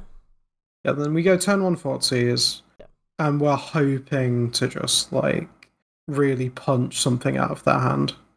Alright, show us your secrets. Okay. Oh, they've got a Wasteland. No. Yeah, but the Wasteland trips them up a bit as well. You take Shardless here anyway. Yeah. I'll reveal over here. So we took Shardless Agent. Oh, they've got Petty Theft. Okay, so that's their hand. Now we pass. Lorien Revealed is a good addition to this deck. The Rhinos deck. I think you're probably just going Tropical Island Cycle Lorien Revealed. Yeah.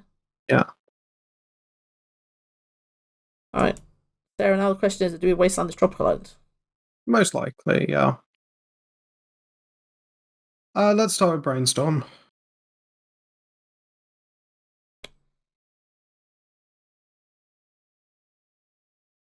Okay. That's helpful. That's very helpful. Okay. Put back. I think in this case, put back Force of Will and Death Shadow for now. In that order? Actually, put back. It needs to be a land and Death Shadow, I think. So put back Watery Grave, Death Shadow. So Death Shadow, then Watery. So Watery Grave's on top. Then we draw Death. So you go Death Shadow and then Watery Grave. So yeah, because we can't cast Death Shadow yet, so we might as well put it back. And then waste. And then we waste on the Tropical Island. Yes. They'd Lauren reveal in response, but that's fine. So we can this. So the hand is two brazen borrowers. Yeah. Violent outburst on a wasteland. Volcanic. Okay, cool. If they wasteland us, we're kind of okay with that. Yeah. Just slows them down as well. We've got permission for days. Yes. It's about getting to the point where we can leverage that permission. They played Wasteland, so the hand is double Borrower, Volcanic Island, Violent Outburst. Yeah. Okay, so we got Watery Grave. So play it untapped. Just like shock yourself. And then just pass. Yep.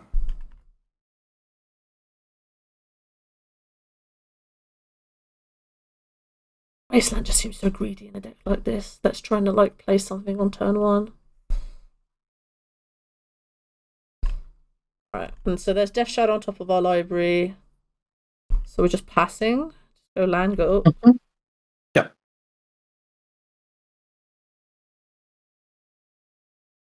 Placing our land. Sure. Yeah, I think we're just fine letting that happen. Yeah, that's fine. Yep, and we just pass back. No place here. Don't mind us.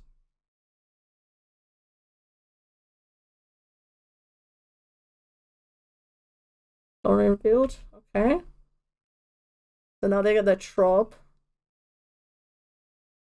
Play their trop. Lava Brainstorm. Brainstorm, Doffy. Oh, they're icing us again. Yeah, that makes sense. Yeah, just let it happen. Yeah. Hey, Brainstorm, you got your wish.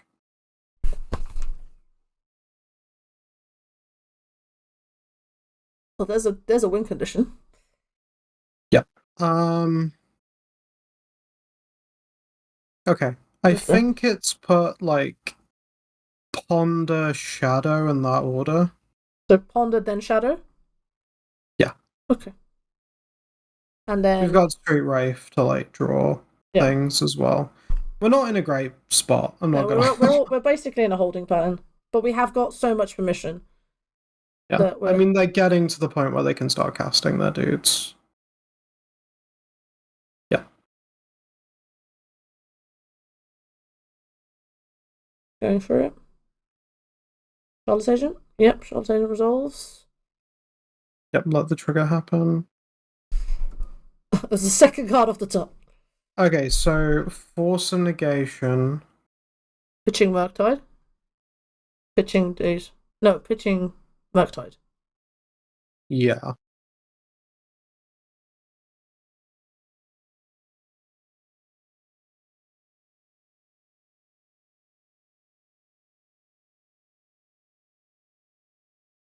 Right, so they get a force. They get a shot suit.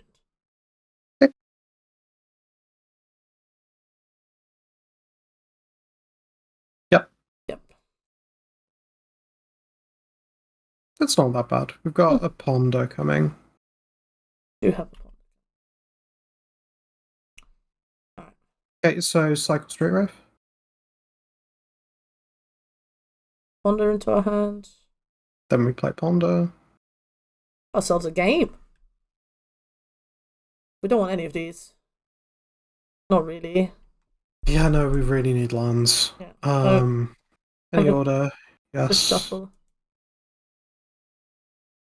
Okay. That's fine. It's fine. Like again, we are Like, it's fine. They hit us for 2, and then we can play our Death Shadow. Yeah. Ooh!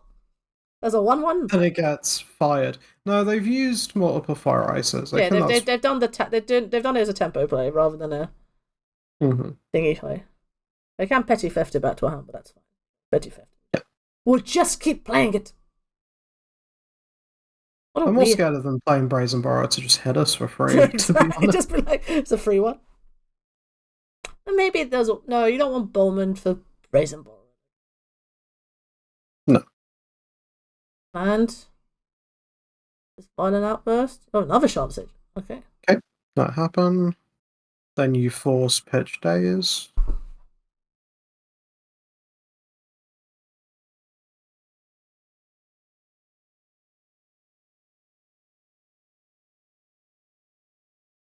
This mystical dispute. I'm assuming. We let it happen though.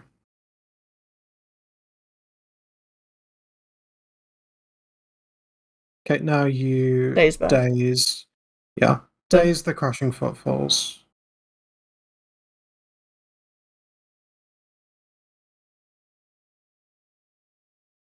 Yeah.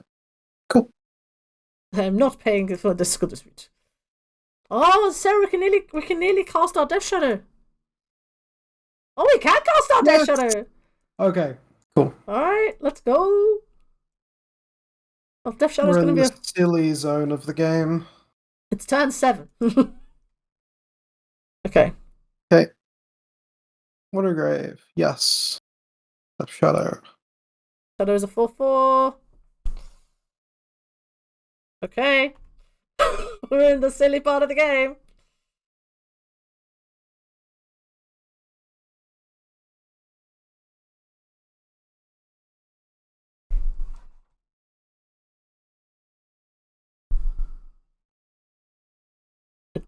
I still think because they've got Brazen Borrowers in hand. It's not. Because if they. So, Brazen Borrower, they bounce it, we take it, we go to 5. Kind of issue is that they've got 2 Brazen Borrowers, to be honest. Yeah, it's hard to get through. Alright, violence. Okay. Oh, are we just dead? Because everything gets haste, doesn't it? No, just one permanent. No, doesn't get haste. Okay, so the Shardless Agents are bigger. Yeah, having the big tramplers with double Brazen Borrower means we probably end up losing this. Yeah. But I honestly don't know how. Like, our hand was like still. Like, I honestly. We mulligan to 5. Yeah, we mulligan to 5. Like, it's not like we did literally the best we could, all things considering.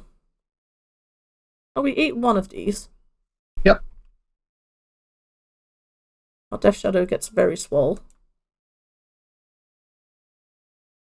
Like, we just want like land to cast like Murktide, but I don't think even that saves. They have double petty theft. Oh yeah, just die. Yeah. We're pretty deterministically dead, I think. Yeah, I think we just give the GGs. GGs. They were good games though. They were good games. GG. Oof. That was super duper close. Well, was it close? I don't even know if it was super duper close. Those were like good sets. They were good sets. They were definitely good sets. Yeah, for sure. Right, folks, we will get everyone back in on the call, and we'll do a debrief about the games, and we'll see you guys in a sec. Right, folks, we're back. We're back. We got defeated by the good Magic player Sarah, but it's okay because the games are great. The games are really good. We had a really good time, even though we mulliganed to 5 in game 3. How did it feel from your end, the games? I think like pretty average, I would say. I mean, we could have got some more juice out of it, like on any given Sunday. Like some games were. So basically, what I do on my end is like applauding, like you're fighting with double mulligan against like a pretty robust hand of mine. Yeah. So I'm trying to talk through like you did a great job, this and that, but it was kind of the inevitable. Yeah. We were just there going. Yeah. I think we're dead. It was no land 7, no land 7. Yeah. So yeah, I mean that's just Magic the Gathering. I really like the Magus of the Moon, which is very bad without the Chalice for One, but with the Chalice for One, it's just... Oh, I saw it, and Sarah was like, "How do you feel?" I'm like, This is all I dream about when I play Magic the Gathering, is against blue decks to just go, nope. Yeah, that was a good 1-2 punch. Yeah, and then my only outs were cut off with the Chalice for 2, so that was just exactly. Yeah, cool. we sat there and like talked about which way to sequence the Chalice and the thing as well. Like we got like a good conversation about working out early hand sequencing. Yeah, that was what I was about to say. So despite that was a game where I cast 0 spells, it was actually like meaningful stuff going on. Right? Yeah, 100%. Yeah. Also, I had a backup plan of the Chalice alone is just insane against my deck. But if I couldn't remove it, I could go turn 3 Bird Alive, turn 3, just cast triple 1-drop into the Abyss and get 3 Phoenixes, which is not that bad, right? It's okay. So that was what I was hoping to do, but not this time. Not this time. I mean, there was a lot of play there. So, like, round 1, we kind of got. Yeah. Like, very got, those folks. Those games, I'm kind of like thinking, so, you know when you fought seized us on... No, it was Grief, wasn't it? Not yeah, we got... ecobaronen side to Griefus. Well, an absolute meanie. So, like, we thought you might not... So, the way we kind of, like, factored it was, like, if you take the Once Upon a Time, there's a chance that we just hit a green source anyway. Like, we take the odds. Whereas if we once, you're definitely taking our Prime Time. Yeah. Like, was that, like, a consideration for you? Do you think that was correct? Or do you think we should have onced in response?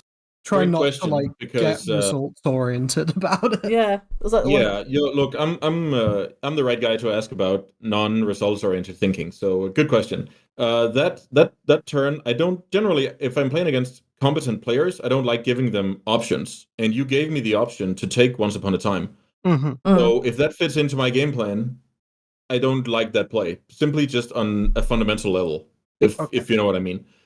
So, my plan there was to make you not play Magic, and I had that option. So there is a world where we play for 4 turns. You don't hit the green source. Let's say it's card number 5 down, just for science.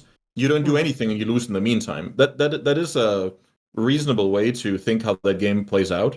So the funny thing is, I had just pondered into a reanimate, but I didn't take your Titan because I'm washed, I would say.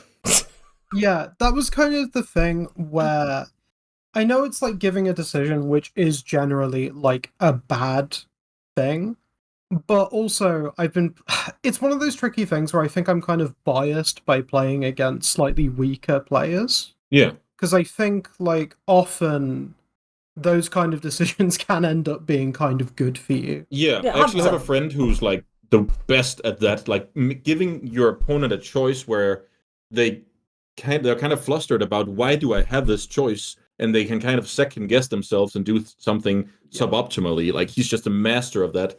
So I definitely think it can work. So with this hand, if you're actually trying to make me not take the Titan, generally I wouldn't say that's gonna work. Maybe if you play like against an unknown opponent, or you have any reason to believe they're pretty new at the game or something, then maybe that's the way to do it. But it has merit for sure. So what ended up happening was I should have taken the Titan and reanimated the Titan and searched up the Wastelands, but I wasn't good enough to do that. So I needed to play a little longer game, find an enemy dead, and then do it, which was it's so backbreaking.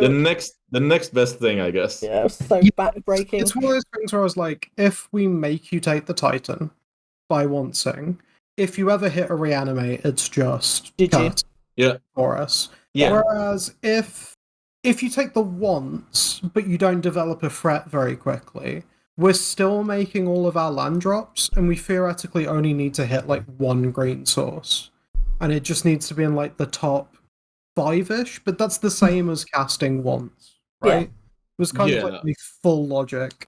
And you're also afraid of the scenario where you once upon a time into a forest, and then you just draw another forest, which would then be pretty unexciting. So you would have like full mana flood and no things to do. Yeah. So both those scenarios are bad. Like monocolorless lands can't cast any spells, that's bad. But having all dressed up, nowhere to go with even green sources on top, that's also terrible. So I kind of ruined the magic of this game because I could have just taken the Titan and reanimated it. But I'm sad about that. But it should be entertaining. I think it's just one of those like educational like decision points irrelevant of what happens next, because it's really counterintuitive, because usually you just want in response every time, but I kind of convinced myself not to, and it worked. It worked. I think you confused your opponent enough to reanimate the wrong thing and give you guys a chance. Yeah, true. Cool. Like, it was one of those matchups where I think that speaking to the CloudPost enthusiasts, like, I feel like they, like, the big land decks are very good against blue decks typically, like, sometimes. But I think when you have, like, a way to, like, disrupt them enough that they can't just, like, keep hitting their land drops and letting the game go long, because from the experience of us playing on the channel and then speaking to, like, Futurism and a few others, the deck can just do its thing, and when it does it, oh, Sarah, I'm so happy. Emrakul looping, Emrakul, Caracas take 1,000,000 turns. Oh, you feel so happy. Oh yeah, you wouldn't have actually seen this, Andreas. When you went and got like double Wasteland, we were like one land drop away from Emrakul. Yeah, I definitely didn't keep track of that. I was just like, oh, this is colorless mana.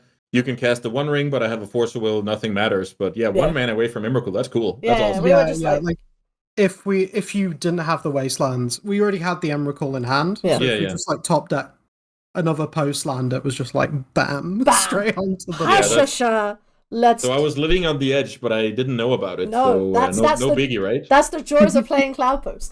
And then so then Initiative, I think this the matchup against Initiative, I mean that's kind of the dream scenarios against blue decks. You're just like, okay. I need to find out who I can complain to, because what about you guys were on the play with Initiative. Very, very sus. I need to look into that, because how convenient. We did flip a coin. We did flip a coin. Okay, I guess I'll have to take your word for it. You do seem trustworthy. It's okay. We did flip a coin for it, but I understand. We were definitely cheering to hit Initiative when we were flipping. I was just like, please give me Initiative, I beg you. But the I think in the Initiative game, outside of the 1-2 punch in game 3, it was a game 3?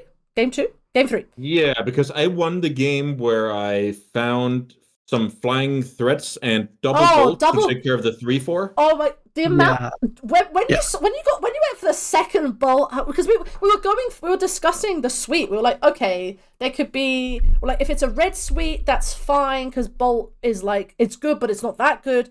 Then we're like, if it's a black suite, that's worse. And then you're like double bolt, and I'm like, oh. So we were like, the red suite's more likely. Yeah, the red suite's 100% more likely. And you can like unload bolts. If I don't have a creature, you can't unload fatal pushes. Definitely. You want the bolts in that deck to finish off the opponents. Like Phoenix is getting in there for, let's say, 12 or 15, super normal, and then you want to finish the job with the removal. But even if I don't draw the second bolt, I thought I wanted to, and don't flip the Delver, I still attack into the Dungeoneer with the 1/1 Delver, and I'm not sure what you would have done, but that's a really tricky spot at that point. No, I think even like conserving the Initiative, you go right and you go Lost Well, and that could be good enough. So I think you probably block on balance, but it is like a relatively that's a tricky spot, because it's like, if they have bolt, that's annoying, but I also kind of want to keep this creature around so I can get it out of like red removal range. Because like the one card we were actually discussing was Unholy Heat.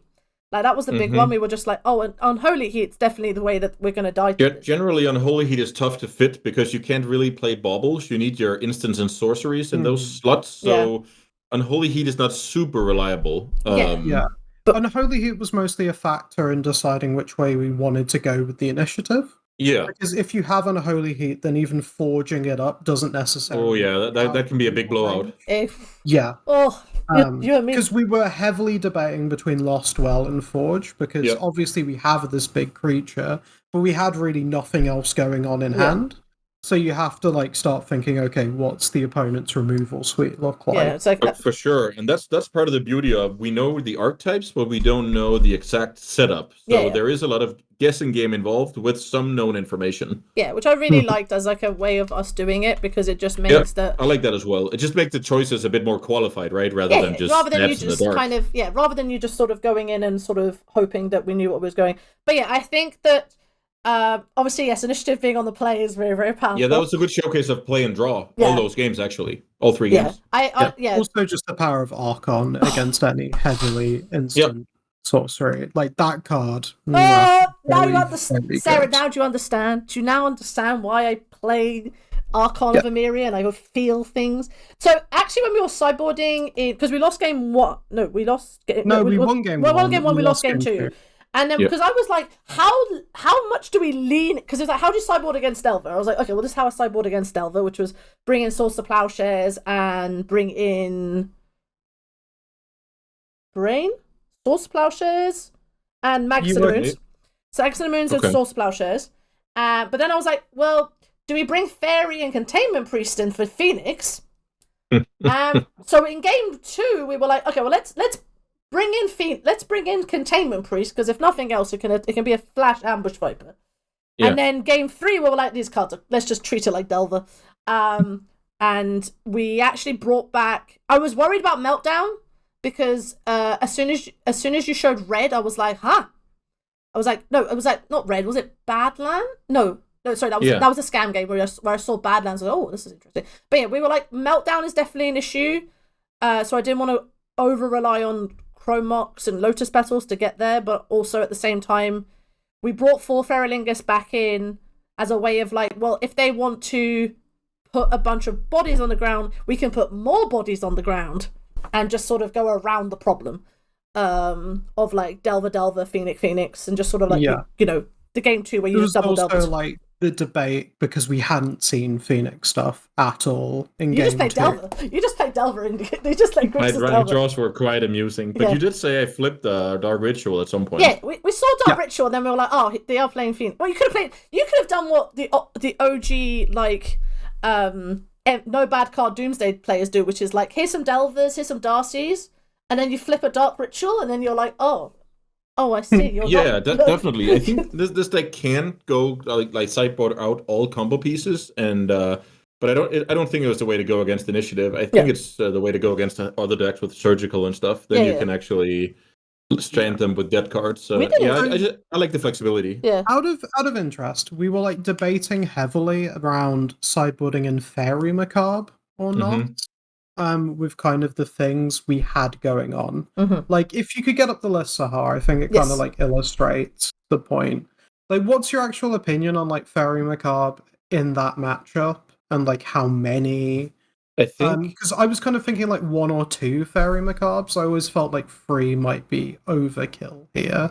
Yeah, the thing is, if I get to do my thing and you remove 2 of those Phoenixes, I still get a free Delver with haste, so to speak. And you're sitting there with a card hoping for me to go for that situation. So when you draw that card, and I don't have that side of my deck, I'm happy, and you're sad. And and when I go for it, you kind of need to have it. And after the fact, then there are bad draws again. So this could be a case of just playing 1, because it's disastrous to draw 2. Like, that's just terrible. Because you have other cards that negate the Phoenixes. You have Archons and Chalices. That's like your ways to make sure I don't get Phoenixes. Yeah. There's also Containment Priest if we really... Yeah, I like that a lot better, because as you said, it's just a 2/2 that can attack and block and pitch to Solitude if nothing else. So I like that more. But that's actually part of the strength of the Phoenix deck, in my opinion, that if your opponent plans too heavy on that angle of the deck, you can just lose 2 of my other cards. Yeah, you just lose, and if they don't respect it, they can get like comboed out of nowhere. So it's like the I remember like burning. So I remember with burning Phoenix, like I know Callum Smith, shout out to Callum Smith, was like a big proponent of that deck when it first became a thing, and like build on it, and then it kind of went away, and then it came back, and then it went away. It's always one of these decks that like people need to be aware of it, because when it does do well, everyone's just like, oh, I see, I understand now. I understand that this is the game we're playing. Because to the untrained eye, it genuinely looks like a Delta deck. The way I build it, actually you'll see versions with only like 2 or 3 Ledger Shredders and then only the Phoenixes to win with. So my build is just very plan A, plan B with the 8 1-drops and stuff like that. Yeah. But that's not, I haven't seen that before. Yeah, I mean, that makes sense. I mean, again, good deck building. And then and then obviously the final round, when we were like, okay, we won initiative, like, okay, and then we're like, oh no, Death Shadow versus Rhinos. And I said to Sarah, have you played this matchup? And she was like, yes. Yeah. And I was like, okay, this is good, because this matchup is like, honestly though, the game 1 where you kind of went for it and then we weirdly stabilized and won, I was like, I basically, the entire match, I'm just like, hold position, because I'm terrified we're going to lose. And Sarah's like, no, we've got this. And I was like, okay, you're the voice of reason. I am just here to make sure that this game navigates the way we think it do. That is very much how the game's Shadow wins in that matchup tend to look. Yeah. You get hit down, and then you stabilize, and then you swing and kill them in 2 swings. Is like very, very common play pattern. I had a tough... So obviously you guys played well. You had good tools to stabilize. You played it well. So not much to say there. I think from my perspective, it's a very tough decision. The last attack, or the attack that basically decides the game. That's just I can leave you with just a Water Grave and 2 life. Yeah. And I don't know your removal suite. At that point, I think you might have like a few fatal pushes. Yeah. And do you even have a few fatal pushes? Yeah, we've got 2 fatal pushes. We have them post board. Yeah. We don't have them main. Oh, okay. Yeah. So had I known about the, let's say, normal Death Shadow configuration, I would have just attacked easily. But it's a hard decision because I thought a couple of pushes was in the mix. So generally what you see main deck in Shadow is like a split between Snuff Outs and Dismembers. Yeah. Generally speaking, we picked this recent list from a friend of ours that is just leaning on double Snuff Out. Yeah. But generally speaking, you only tend to see Fatal Push post board. Yeah. And Rhinos is one of those matchups where I bring them in all the time because they're just incredibly good. Yeah, sometimes you can get there with removal, but it's not too reliable, I would say. Yeah, like it's definitely just to slow you down so we can stabilize rather than a plan in itself. Yeah, 100%. In a lot of matchups in Shadow, it's one of those things where you bring in pushes on the draw and keep them out on the play. There's a lot of that. But Rhinos, it's kind of like I need everything I can get to just stabilize and then like play 2 Death Shadows. Yeah. Yeah, and hope exactly. That'll close the game very Please quickly. close the game out. That was basically the decision for me, is whether I respect Bowmaster right now or I am willing to play draw go and lose to a second Shadow. Like it's basically pick your poison at that point. The fact that you passed with Watergrave Wasteland was, of course, a bit suspicious, but it's also your only way to make me not attack if you don't have it, right? Yeah. Then you represent the Bowmaster, and then you can prolong the game and give yourself a shot to win. So my attack is actually giving you guys a lot of credit for making that play while not having it. Did we take out Bowman, Sarah? Yeah, I would imagine. That's just super situational to do much against Tramplers, right? Yeah. We looked at it. We're like, well, Bowman, get out. You're just not your X1 is not going to be. But yeah, you'd in game. I think was it game 3 where you like double iced us. I was just like, all right. Andreas is going for full tempo. We are like, one of the brainstorms we had, we were just like, because when you wastelanded our underground scene, we did our brainstorm, and it's like, we're brainstorm locked. They had 2 Murktides on top of our library. Okay, we just need to get through these Murktides, and then we can play Magic. And then we had we had the counter suite, so we're like, okay, we can play Magic at least. But yeah, double Borrower, we were just like, oh god, should we have taken Borrower? No, I think Violet Outburst was the right choice when we fought these. Charlotte's Agent. You take Charlotte's Agent. Yeah. So how my hand was, I had 1 Trop, 1 Wasteland, 1 Lauren revealed, and then a bunch of gas, like double Brazen, double Cascader. Yeah. I was actually scared you were going for the Lauren revealed, because then all of a sudden I'm very weak to Wasteland, and I can't use my own Wasteland. So right. We didn't think it's actually probably a consideration. That we didn't even think about that. That's a good point. I was very happy when you took the other one, because then I'm pretty confident that my superior number of resources will take that match home. But if you try and cheese me out of that game, that's a way to get back from a deficit of double mulligan. Yeah, that's a good point. I was kind of just playing it as if we both had 7s, and that was very much not the case. But we should have played it. We should have played. Yeah, okay. But if you play that, you have a proactive sinkhole, and I'm left with only 1 Trop and 1 Wasteland as mana sources. That's scary. Yeah. That means the Wasteland is not going to attack you guys as mana base. It's going to help me cast things, and even 1 Wasteland I'll just be super sad about seeing 1 Wasteland out of you guys' I am surprised there was Wasteland in that deck. I thought that mana base is already, like, not creaking, but, like, it has so much mana already. Like, Wasteland just... I kind of saw it in game... Was it game 2? I think it was. And I was just like, oh, I did not expect Wasteland out of that deck. It's a pretty new addition, and I really like it, because a card like Ursa Saga can just be hard to beat even with Rhinos. That's fair. Yeah, that's true. And the Spirit Guides can kind of make up for the tempo loss. So sometimes it's just like a time walk to say, I lose a land drop, you lose a land, but I can still do my things. I actually really like it in the deck. No, I think it's a nice addition as well. I've seen good players start playing it. When I last played against Rhinos, it didn't have it in, so we weren't quite expecting it. Yeah, it was the same for me back when I played it in spring. I didn't play Rhinos. Sorry, I didn't play Wasteland. Yeah, Wasteland's a nice addition. It very much tripped us up, because we weren't expecting we were like, it. oh, you just played it. But yeah, I think that was a really good set. It kind of showcases also the variety of Legacy right now. Legacy's probably the healthiest it's ever been. Thank God. Definitely. I agree about that. You can play whatever strategy you prefer, and if you dig deep enough into the dungeon of knowledge, you can perform well with any archetype, I would say. Yeah, pretty much. Like, also just having, obviously, yes, unsurprising, ecobaronen play 3 blue decks, and Legacy Gambit play 3, well, 1 blue deck. We're not counting Rhinos as a blue deck. I'm not allowing that to happen. It's not, is it? It is a blue deck. It has Force of Wills. It's not a blue deck. We call it a combo deck. We call it a proactive combo deck. It's basically initiative. 2 Ponder decks and a Teamer Charbelcher deck. Yeah, exactly. It's Teamer Charbelcher. There we go. Thank you. Teamer Charbelcher and 2 Ponder decks versus 1 broken mechanic, 1 deck making more mana than God, and then Death Shadow came for the ride. So I think with that, let's close the show out.